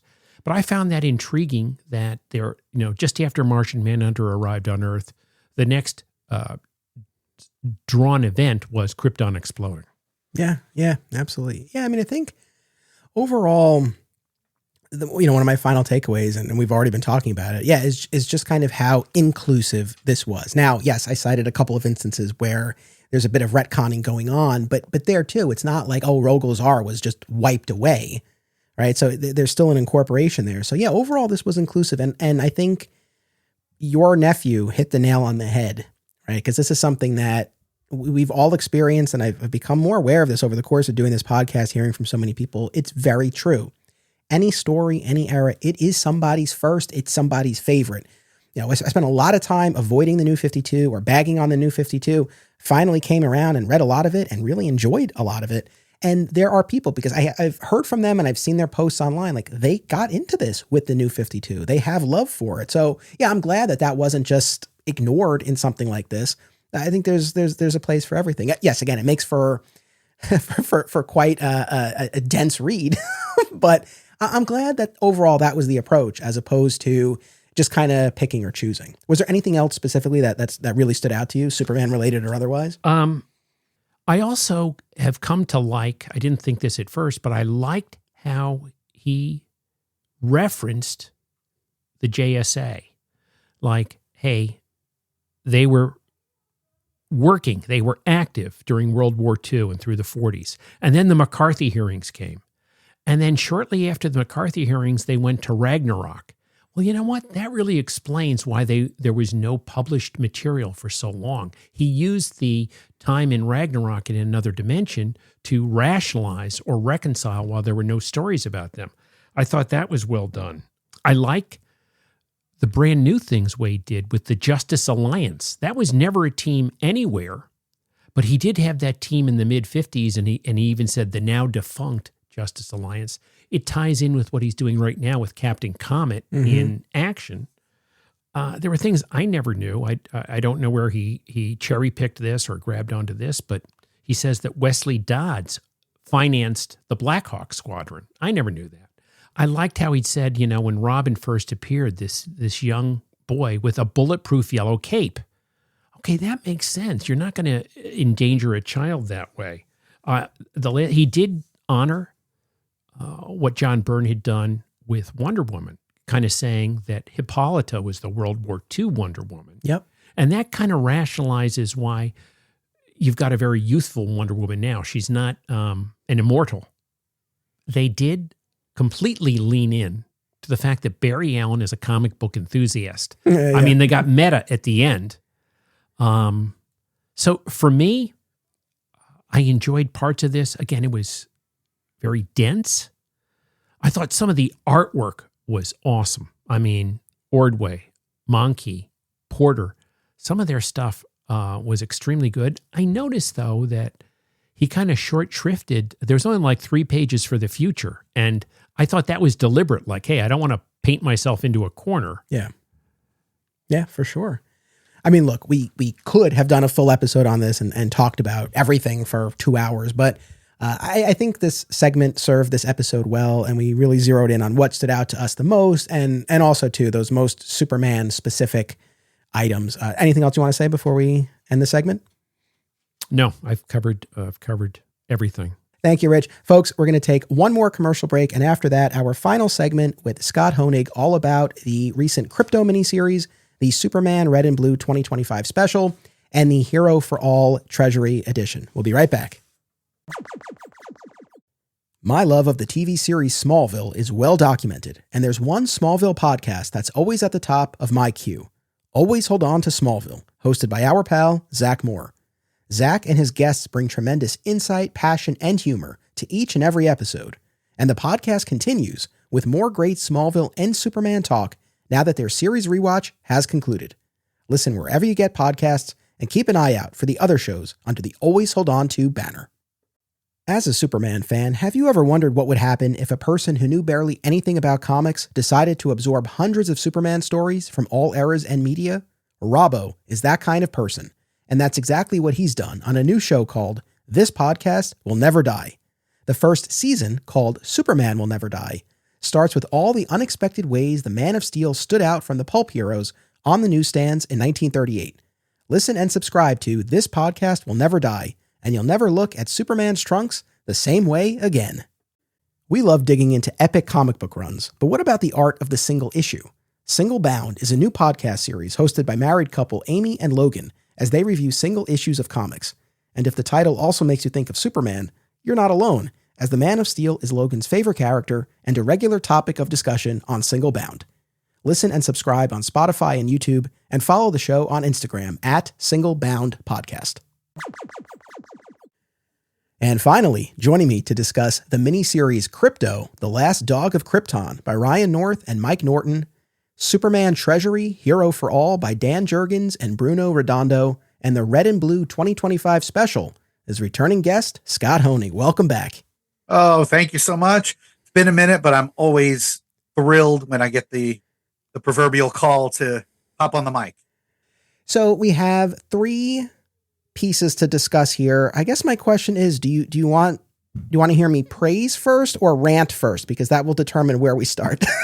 Ooh, interesting. All right. I didn't know there was going to be ranting. Let's maybe rant first, and then we can switch over to the positives. Sure. That work? Rant maybe is a little bit too strong, but I read, of course, the KRYPTO miniseries. Now, right before the Superman movie came out, we did a big KRYPTO episode where we counted down our top 10 moments featuring the Dog of Steel. And there's the great moment from issue 1 of this miniseries where you have KRYPTO, the test subject in this prototype rocket that's getting sucked into this wormhole. And you have Jor-El and Lara on the screen, and Lara saying, don't let him know something is wrong, right? And so they're just telling him, we love you, you're a good boy, don't worry about us. Oh, did that get me? Yeah. And we see the rocket land on Earth. And when I included it in that episode, I said, I'm like, I'm a little reluctant to do this because I haven't read the whole miniseries yet. I don't know where we're going here. But that moment was so resonant that it earned its spot. And it still keeps its spot.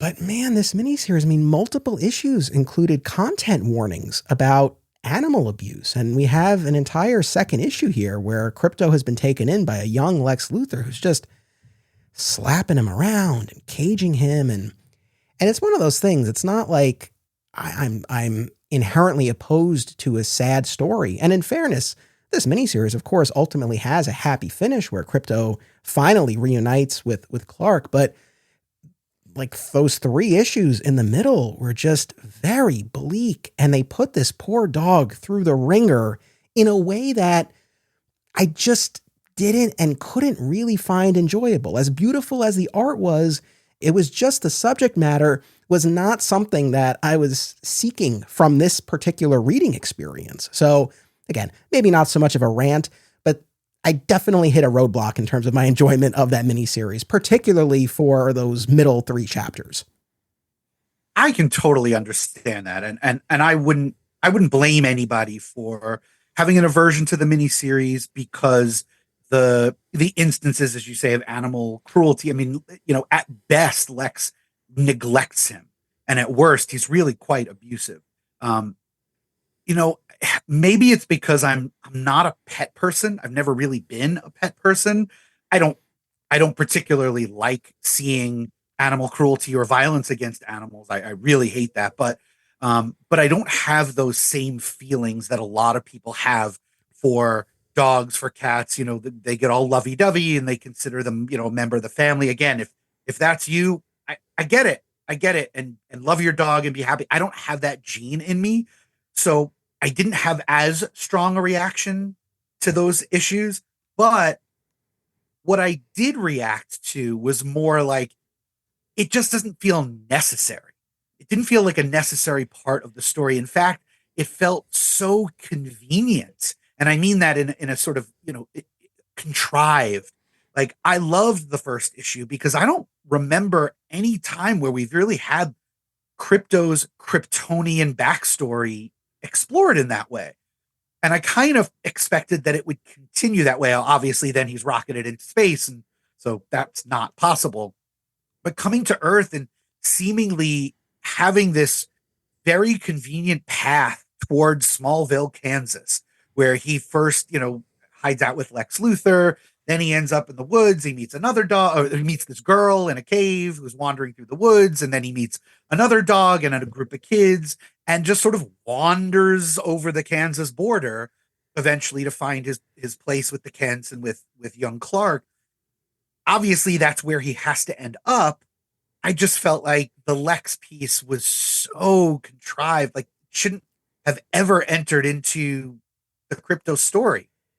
That specifically wasn't something that tripped me up. And now as you're saying it, it's like, yeah, adding more fuel to my fire here. No, I agree. But I also, exactly to your point, yeah, I don't know how much it really adds to the story here that before ultimately reuniting with Clark and the Kents in Kansas, that yes, he, like you said, he was taken in by Lex and then saved this young girl who was lost in the woods and then became part of this this group that ended up contending with a Brainiac probe out in the woods. It's like, I don't know how much it necessarily adds. And then factoring into this cruelty that KRYPTO endures, because And this is an interesting aspect here, and important to mention is that his powers haven't kicked in yet. They don't develop until about midway through the miniseries. So, as you're reading it, and especially that Lex issue, the fact that he's able to be controlled the way he is by Lex isn't what you would necessarily expect, but that's because he hasn't yet absorbed enough solar radiation. And that ultimately happens when he's rescuing that young girl in the woods who's been separated from her family. But honestly, the story was so bleak at that point that I really thought that little girl was a goner. And then he just leaves. Like once he knows she's safe in the hospital, he just leaves. That seemed a little bit of an odd detail. And then, as you said, he runs afoul of these kids and another dog, and they all fight this Brainiac probe. And that little dog, who they named Brownie, doesn't make it out of there. And I saw like a nice little visual connection between KRYPTO trying to revive the girl in the cave and KRYPTO trying to revive Brownie. And of course, the tragedy is the difference that one woke up and the other did not. I get that. There's a pattern starting to form where KRYPTO's learning about life and death and important lessons that, a dog should learn before he gets to his final place. I could have done with more of that, minus the Brainiac probe and minus Lex, because again, not everything has to be connected to the Superman lore when you're just telling a story of this lone dog who happens to land on Earth. Yeah, I guess that's one of the other things that I wrestle with here is I don't want to say the point of it, but in terms of what sort of character work we're getting out of this, and yeah, I guess in fairness, there's some element of lesson or experience that KRYPTO is learning here. The setup is interesting. The first issue is called Krypton, but then the remaining ones are titled after the seasons of the year. So it's, in a lot of ways, it's a for all seasons for KRYPTO. I thought that too. Yeah. And when I realized what the structure of this was going to be, I was like, oh man, this is going to be beautiful. And then, we end up going in a largely darker direction. And I guess, look, it shows KRYPTO's perseverance, loyalty, kindness, but I don't know, at the same time, those are qualities that we've kind of, I think, always usually associated with the character. Maybe less so in a James Gunn Superman world where the dog is more of this troublemaker, but still has his moments, even there. And yes, you see the perseverance and enduring all of this. And I guess there's an argument, trying to be as fair as possible here. But I guess the more you put this dog through, the greater the sense of relief for KRYPTO and for the audience when he ultimately reconnects with Kal-El at the end. But yeah, I mean, maybe it's just a matter of preference in terms of like what I wanted out of the story or what I thought the story was going to be. And I think, like, I love the art. I think the art lulls you into a little bit of a false sense of security because it's so clean and bright. And I think it sort of conjures a more sort of innocent vibe than the story ends up being. It's not a fault of the story, but I think in terms of what this was and what it was going for versus what my interests and expectations were, they were not aligned on this. Yeah. Listen, I mean, they got Mike Norton to draw it. He's a phenomenal artist with a ton of experience and really good at this kind of story where so much of the character work is visual because you're dealing with a dog who can't speak. And I've been a fan of Ryan North as a writer for a long time. I mean, he wrote the Squirrel Girl series for Marvel, which I absolutely adore. He's been writing Fantastic Four since, for the last couple of years, and I really enjoy his work there. He's a great, great writer. I also had the thought, as you did, that structurally this felt like a for all seasons kind of treatment. It certainly doesn't have the depth that the actual Superman for all seasons has. I don't know how you would even do that because the protagonist can't have an inner narration. There's no way to do that. But if For All Seasons was narrated by other people besides Clark, this could have been narrated by different people KRYPTO meets on his journey. Like you could have had Jor-El or Lara narrate the first part. You could have had, the little girl in the woods narrate the second. One of the kids he meets, there's a family he rescues from a home invasion. One of them could have been a narrator. And then finally, Ma, Clark, something like that, and give us a little bit more of the Kent farm before we call it quits? So a couple of things. Number one, and look, I respect what the creators were going for, and it's their story. So who am I to sit here and rewrite it? In terms of what I think would have grabbed me more, and maybe this is because I have Superboy on the brain from the Action Comics run, but it's like, rather than necessarily being this hidden chapter in between Krypton and showing up on the farm, that I think it's kind of debatable how much value that really adds to Krypto's story or the overall Superman mythology. Had these been vignettes into Krypto's time with Superboy in Smallville, that could have been a way to go. But even if it had essentially been the same baseline story here, here's kind of my take on what I think the narration could have been. Over the modern era of comics, we think about who has cared for Krypto. Certainly Clark, but also Connor, Kara, and the Kents, right? The Kent, and maybe we could focus on Martha here because Jonathan always gets a lot of play. He gets it. So it could have been interesting. I agree with you. Maybe the first one could have been Jor-El or Lara, and then the other ones could have been those other folks from the Super family who have cared for Krypto, and maybe they're talking about their experience with the dog, and maybe there's something about their experience with Krypto, attributes that he displayed, for example. And maybe they always wondered, well, where did that come from? And then maybe these chapters that we're getting show that, right? Like, oh, what a tough dog. Nothing ever, breaks his spirit. And then you see him contending with the situation with Lex. And because elsewhere in this episode, we talked about the use of narration in the Waid action run. I really don't want it to be like narration is just my thing. It has to be that. But I think that would have put a little more meat on the bone, so to speak, for me here. And I think that would have, I don't know, I think that would have elevated things for me. Yeah, actually, as you're talking, I'm thinking about, you could have it both ways, where you use, let's say, Clark, Connor, and Kara and Ma as a frame story for each issue, where we have them interacting with Krypto in their time of caring for him, and something in that present triggers some sort of flashback to an earlier experience Krypto had, maybe after he had arrived at Earth, or, the first part leaving Krypton, and then the other ones as he has, was making his way on Earth and had these adventures, and just, nobody really knows about them because he can't tell anybody. Yeah. I mean, I think that could have been a viable way to go. And then circling back to my Lex question, it's funny because we just came off of this big run of episodes talking about the John Byrne era.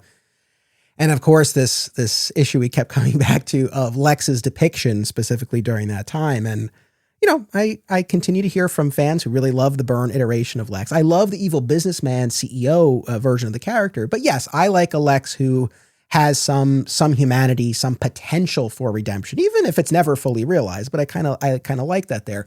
But I've heard from plenty of people who like just kind of that more sadistic one note, like he is the villain and that's it sort of thing.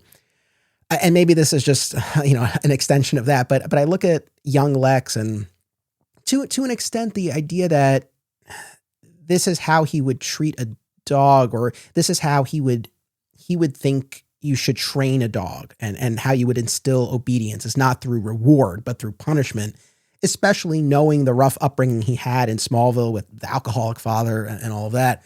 It's not like, oh, it doesn't track at all. At the same time, especially given the fact that we're dealing with a younger Lex here, I might have expected a different track, but also the redemption that Krypto inspires in Superboy Prime. It's like, I guess I have that in my head. Like, here's an instance where this dog was able to wake something up. I don't know. I mean, I think the part of me just feels like, it would have been interesting if this dog had kind of conjured something in Lex. And you really don't have that here. So it just feels like kind of a missed opportunity. And I don't think it does the character of Lex any favors here. I happen to agree with you. When I saw that Krypto was going to be meeting up with Lex in that issue, I thought at first where it was going is, Lex, particularly in his youth, was really a loner. I mean, part of it is he felt so superior to everybody. And part of it, he really just doesn't like most people. And I get that. Somebody of his intellect and somebody of his drive, there are very few people, particularly in a small town, that he can really relate to. And I thought, what a cool way to show some of Lex's humanity by having him really bond with this dog. And then we know the dog will leave him, and that, might stir up some bitterness, and like his only friend, his only companion now isn't around, maybe driven off by the parents who raised him, who we know are horrible people. So, I mean, that just adds literal fuel to that fire.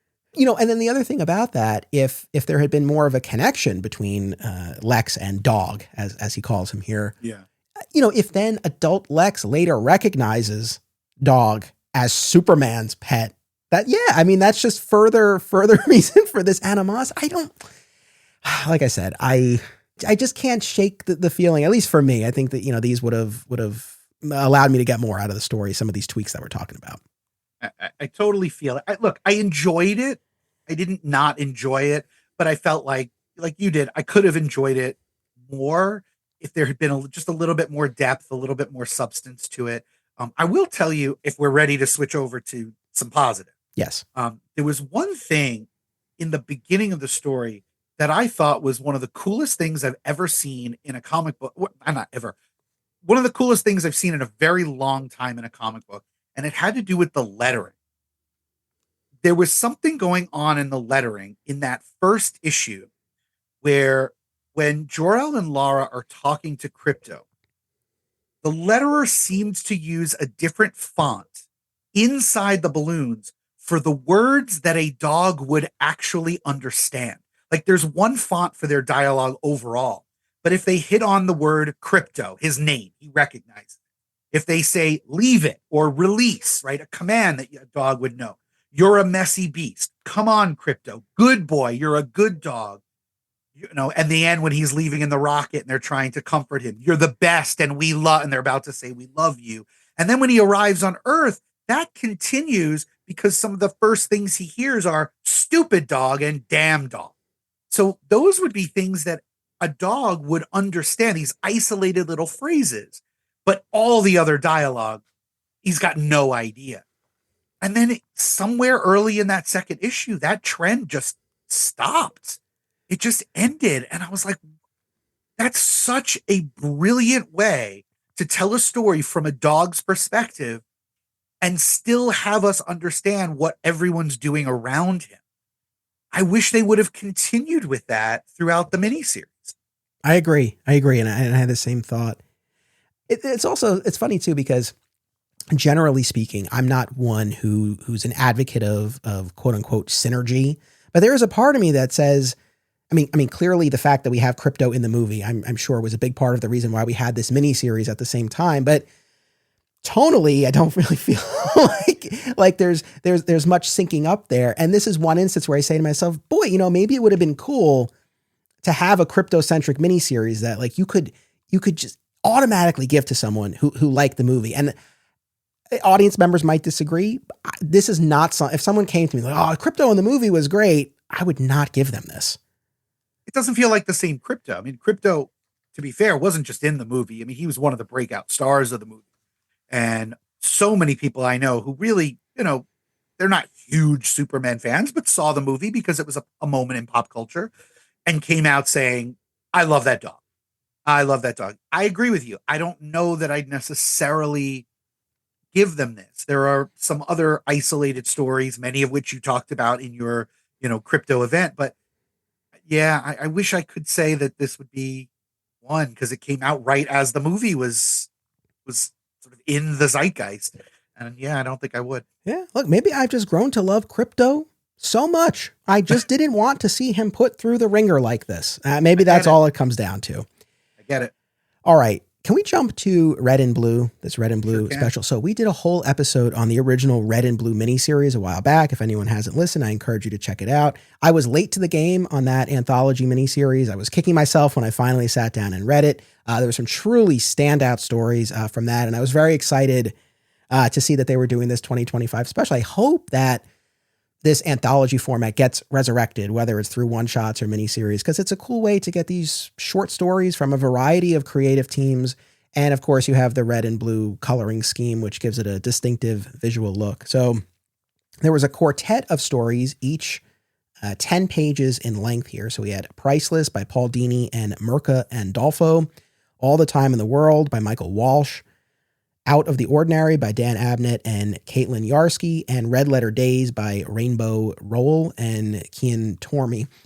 So let's run through them here. So Priceless, you have Superman on an alien world extracting this crystal that's tied to a living being, but it's this very rare, valuable crystal, and he needs it to bail Supergirl out of this prison on another alien world.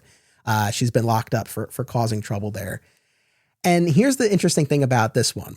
As I'm reading it, and we're hearing about what a troublemaker Supergirl is, and then she ultimately breaks out of this detention center to come help Superman, I'm saying to myself, okay. And by the way, I'm going to have a lot more to say about Supergirl next year as we barrel towards the movie. But, you know, we know that the forthcoming Supergirl movie is an adaptation to some degree or another of the Tom King Woman of Tomorrow miniseries, which really focused on the trauma that Supergirl was going through as a result of growing up and living on Krypton and living through its destruction. And just like we see in her cameo in the Superman movie, right? She's off on these alien worlds, getting drunk, and it's a departure from the way Supergirl has typically been depicted.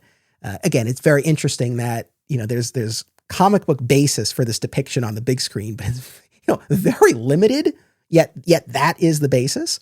And we'll be talking a lot more about that. But as I'm reading Priceless here, I'm like, okay, like this is the vein that we're in. This is the Supergirl, troublemaker, Kara. But then we get a great finish and twist to this story where it turns out she had taken the fall for KRYPTO, for causing this stampede or something to that effect on this alien world, because she knew that for a humanoid, right, they would lock her up. But if they knew it was an animal who had been responsible for this, they would destroy him. So I thought it was a clever inversion of or reversal of what I was expecting as I was reading this. I like the payoff. No, I agree. I didn't see that coming, and I thought that they were really trying to paint the it felt like a commercial move to say, this is who we want our Supergirl to be now. And, you know, continuity be damned. Like we're going to ram this version of Supergirl into the comics. And there are echoes of it, but it seems like they're not fully going that direction. I like to, you know, obviously this is a great opportunity to use the title of the story as a little bit of a double meaning, where obviously the crystal that Superman's trying to extract is priceless, but Superman's, his mission to save his cousin at any cost because she is priceless to him. And then the extension of that, where Kara was willing to sacrifice for KRYPTO, who is priceless to her. And so those family relationships end up taking the center stage, even though thematically they were introduced with the idea of the crystal. So, you know, the crystal is just like a little plot device that gets us in, but it really is about the interplay between three of our favorite super characters. And so I thought it was a really nice story. I mean, you know, you can always rely on Paul Dini for a really nice story. I didn't think it was, you know, anything mind-blowing, but I thought it was a really solid 10-page story that absolutely belongs in an anthology like this. Agreed. And then we have All the Time in the World. So this was interesting. This essentially takes you through a day in the life of Superman, from the home life to his superheroics to his job at the planet. And you really see how many demands there are on his time over the course of a day, and the toll that it takes. And it is particularly bittersweet. There's an older man who has a heart attack, and Superman rushes him to the hospital, but unfortunately it's too late and they can't find his family. And so Superman sits with him. And this really did get me, where the guy wakes up for a moment and he thanks Superman. He's like, I never thought I'd get the chance to fly, but he flew in Superman's arms to the hospital. So yeah, I mean, very, very bittersweet, but yeah, I mean, I think effective in terms of capturing how chaotic a typical day would be for him. Yeah, I liked the fact that it was Clark dealing with what we all deal with, the work-life balance. And the fact that they were able to tell this story at a time when John, little John, his son, is a baby.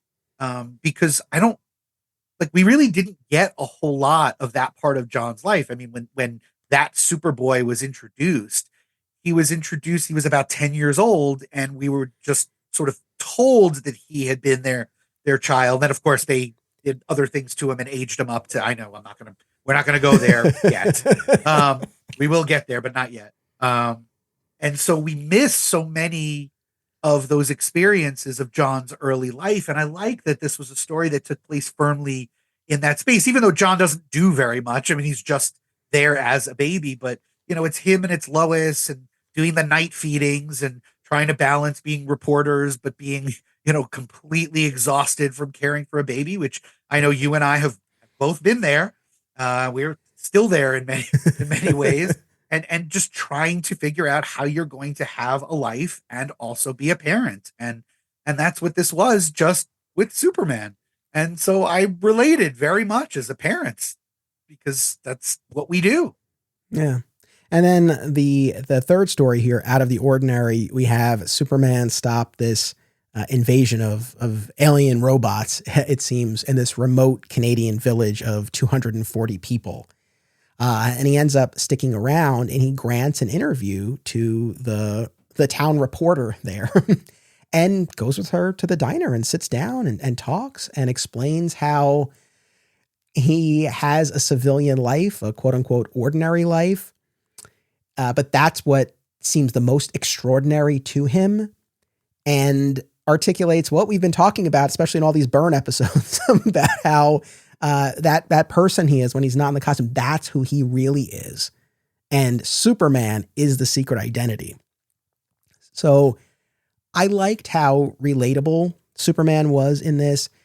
It was very sweet that he would grant an interview. He knows how important it is. Although it's funny, he's like, "Will this increase your readership?" She's like, "Well, I think all 240 people already read this, but this will be great." This is a silly thing to get hung up on, but I always go back to this. It's like, why, bro, why would you tell people that you have a quote unquote secret identity? It's like, come on.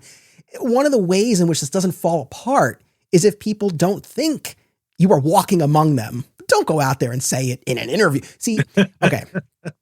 Here's kind of my fix. Maybe I had these past two stories we've been talking about been one story, and he was kind of spilling his guts to this man who is dying, so there's no threat of him being found out. That might have been interesting to see it play out that way. But anyway, that's a pretty elegant fix too. I actually really like that. Obviously, that wasn't possible because we have two different creative teams for these two stories.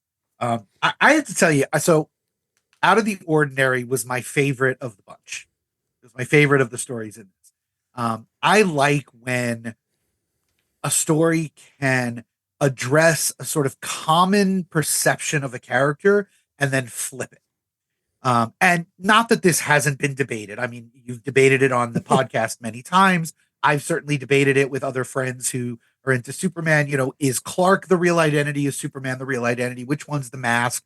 I've debated it with Bruce Wayne and Batman too. Like it has to be a part of the discussion. So I like the fact though, that the natural assumption of your random person on the street, like this reporter, is that with all the things that Superman can do and all the places he's been and all of the extraordinary people he's fought beside, that the grandiosity of his existence must be incalculable and completely unknowable to the rest of us. And so asking about that and to have him respond in the least expected way possible, to say, no, like it's the everyday interactions with regular people, the people I encounter in my civilian life, the people who are just going about their day every day, that living these Sisyphusian existences. Those are the extraordinary people, because what he's really commenting on is the readership, right? The people who took the money from the jobs they work every day, went to a comic book shop or, bought an issue and are sitting there reading it. And so I like the fact that he's praising regular people. I did, like you, have that moment where I said, yeah, why would you tell some stranger? Because now all it just makes anyone who reads that interview want to do is look around a little bit more closely at anybody who's of a similar build, a similar hairstyle. Maybe you see through some glasses, and you'd figure it out. I get that. I totally get that. I saw this more as I suspended disbelief for a minute. I just went with it. Not that everyone has to. I just went with it because I was so taken by the way that he responds to this woman, and that last statement as he sort of floats up into the air, flying away, that, my secret identity is Superman. Yeah. I really love that moment. Yeah, no, absolutely. And look, it's a short story in an anthology, not tied to any particular continuity. So I try not to get hung up on that. The fact that he's saying this, though, to a reporter who is going to, and as much as we put a lot on the fact that, it's this readership of 240, sure, they have a website, right? But look, again, I think the point of it is that that connection. It had shades of the final season of Superman and Lois. This idea of, I'm just a regular guy. I'm just a regular guy. And like you said, we've talked about this a lot. If in talking about the identity, if one side is going to be the quote unquote true self, yes, of course I want it to be Clark. I still don't really gravitate to the interpretation that one is the true self and one is the disguise. But yes, if that's the mode that we're in, of course I prefer for Clark to be who he really is. So yeah, I mean, that was definitely, I said that was the most interesting one to me of the bunch. And then we have Red Letter Days, where I guess kind of going back to All the Time in the World about, struggling these super heroic responsibilities with family life, with job, very relatable. Well, not the super heroics, but juggling a lot, right? Relatable. And here now we have Lois and Clark's anniversary, right? But he loses track of it because he's caught up in all of his duties as Superman. But then Lois and Clark reunite at the Daily Planet after hours. Essentially, this is present continuity. She's editor-in-chief. And there's this late-breaking story. They get a tip about Metropolis winning the bid to host the Olympics, the 2028 Olympics. And so they work through the night on the phone, making all these calls, confirming the story, and all of that. And it's this great moment, again, of connection between the two of them. And when he realizes that their anniversary day came and went, of course, he's apologetic, but she's fine, right? She got what she wanted. That was the gift, right, of having that time together, working together side by side, doing what they do best. So I really like that one. I did too. And again, it flips the trope of, the husband who forgets the anniversary and the long put upon wife who, is angry about it and resentful. And, she gives two very specific reasons why she doesn't mind that he forgot their anniversary. She said, number one, I got to say, stop the presses, right? Because it was the middle of the night and the paper was being run off for the next morning. And this had to make it into the edition. And she got to stop the presses, which I would think for any editor, anybody who runs a newspaper, like, it's so iconic, right? You just want one opportunity to yell, stop the presses. And he came home safe again, because like the spouses of, I'm sure, police officers, firefighters, military personnel, you never know if they walk out the door, if that's the last time you're going to see them. Their jobs are just, that's the nature of the job. And being a superhero in a fictional universe like this is very similar. And so the fact that he made it home and they're together, how can she be mad, right? They had this cool experience. They got to do some cool stuff and they're together. So yeah, I really liked it. It was a nice way to end the anthology. And of course, I'm also a sucker for like dad puns. So the headlines that they come up with, like earlier in the story, Clark writes a headline that the dog days of summer are barking at Metropolis's door. All right, that's great.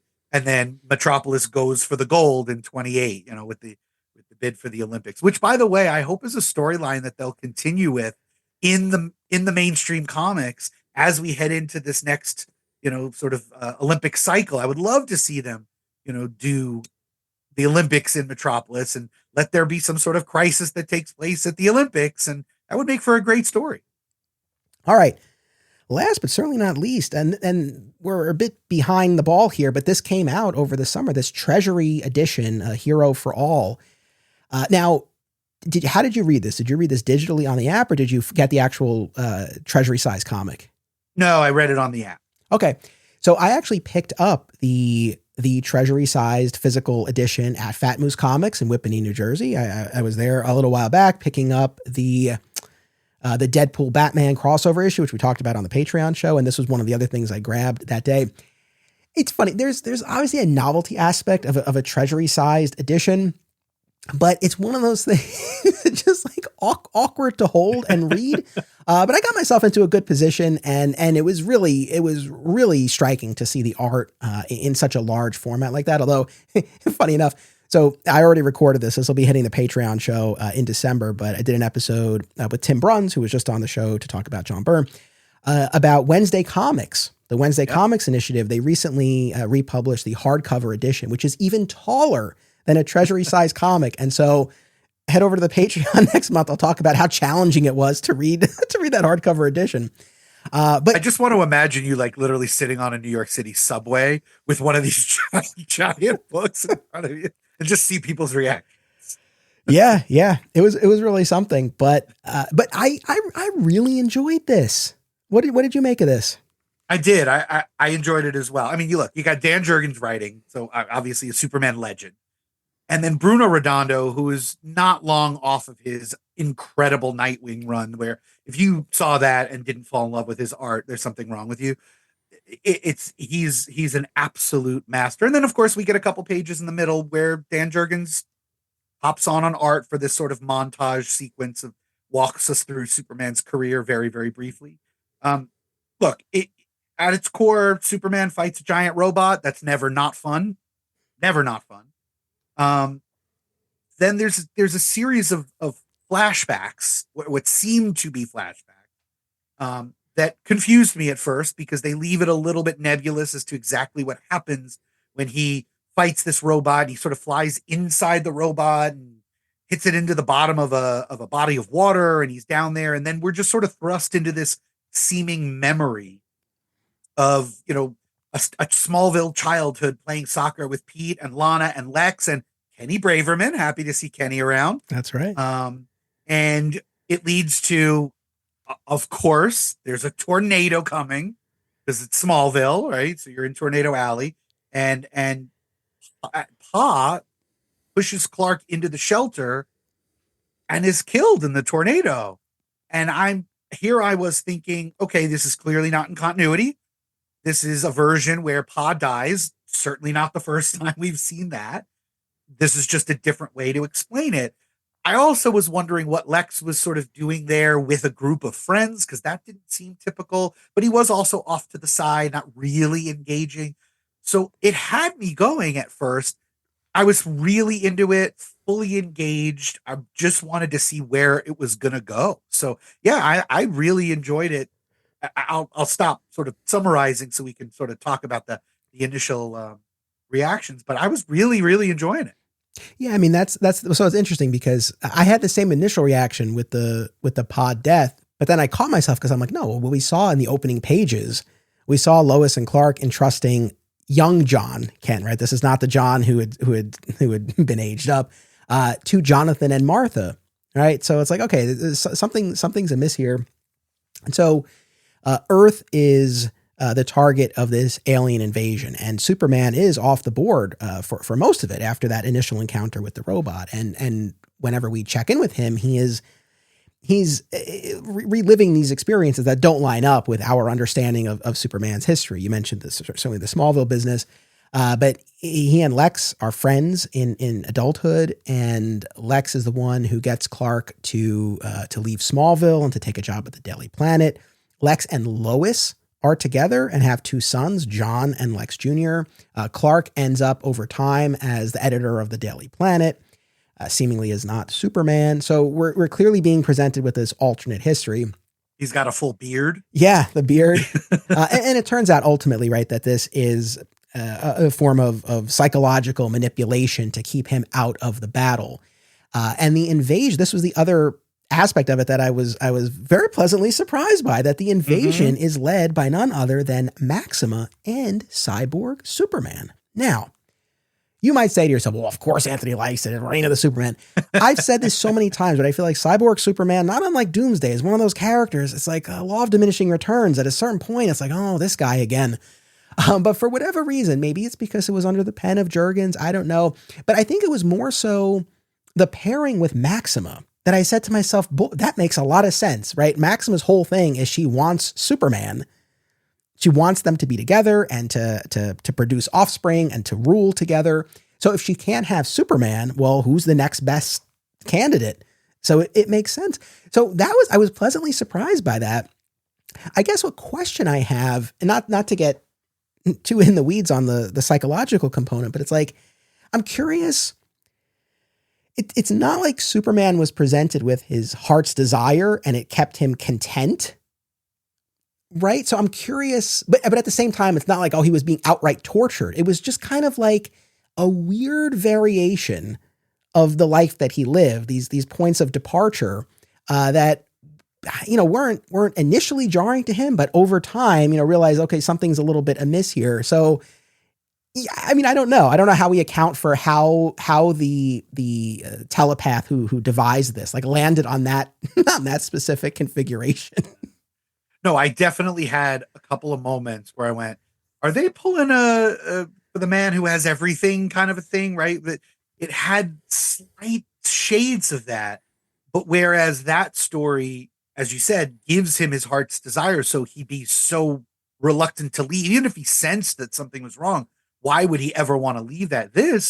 In seeing Lex and Lois together, I mean, there is an indication that he recognizes that feels really off.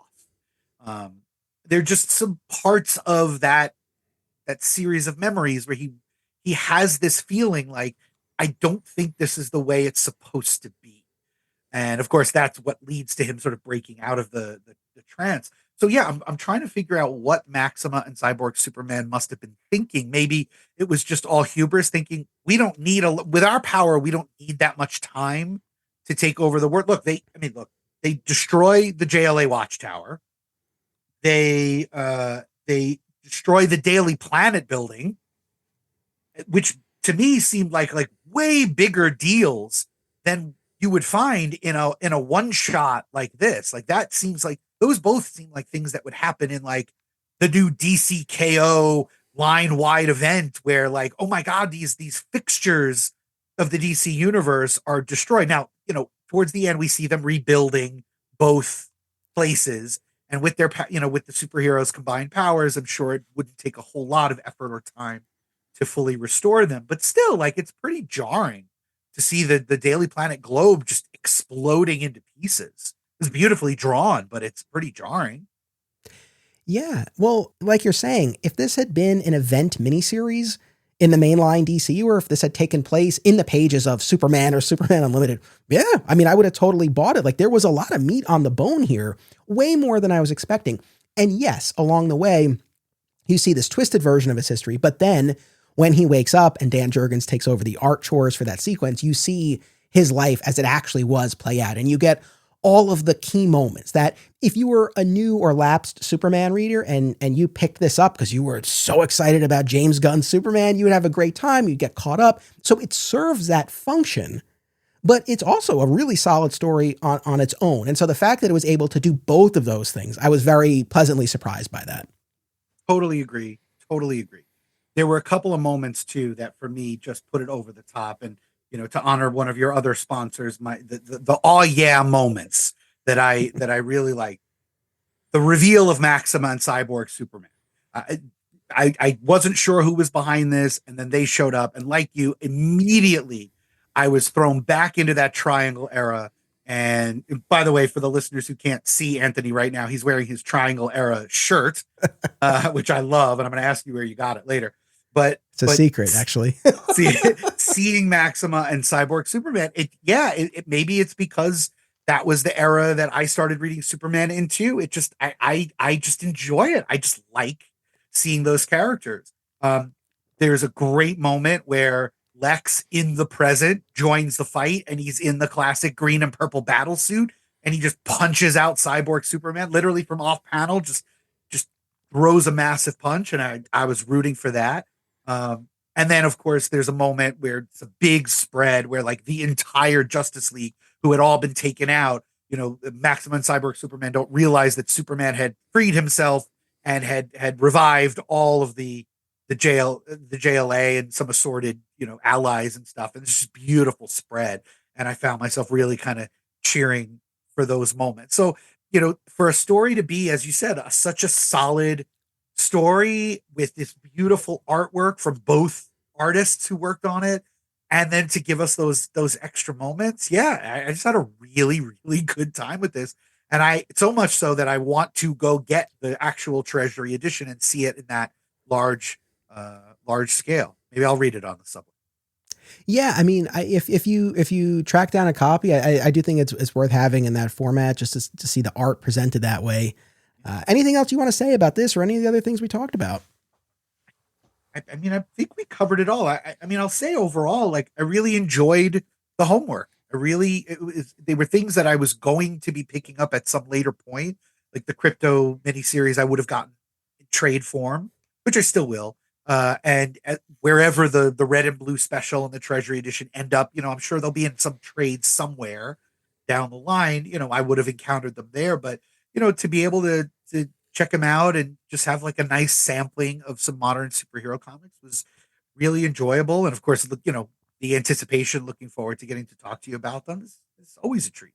Awesome. All right. Well, thank you so much. This was a blast. My pleasure. Thanks as always for having me. All right. Thank you, Scott. Thank you, audience. Next week, the Lois and Clark TV mixtapes begin. It's our last event of the year. You don't want to miss it. My thanks to Scott and all of the guests who joined me for this episode. We'll see you next time. Until then, as always, it's about what you do. It's about action.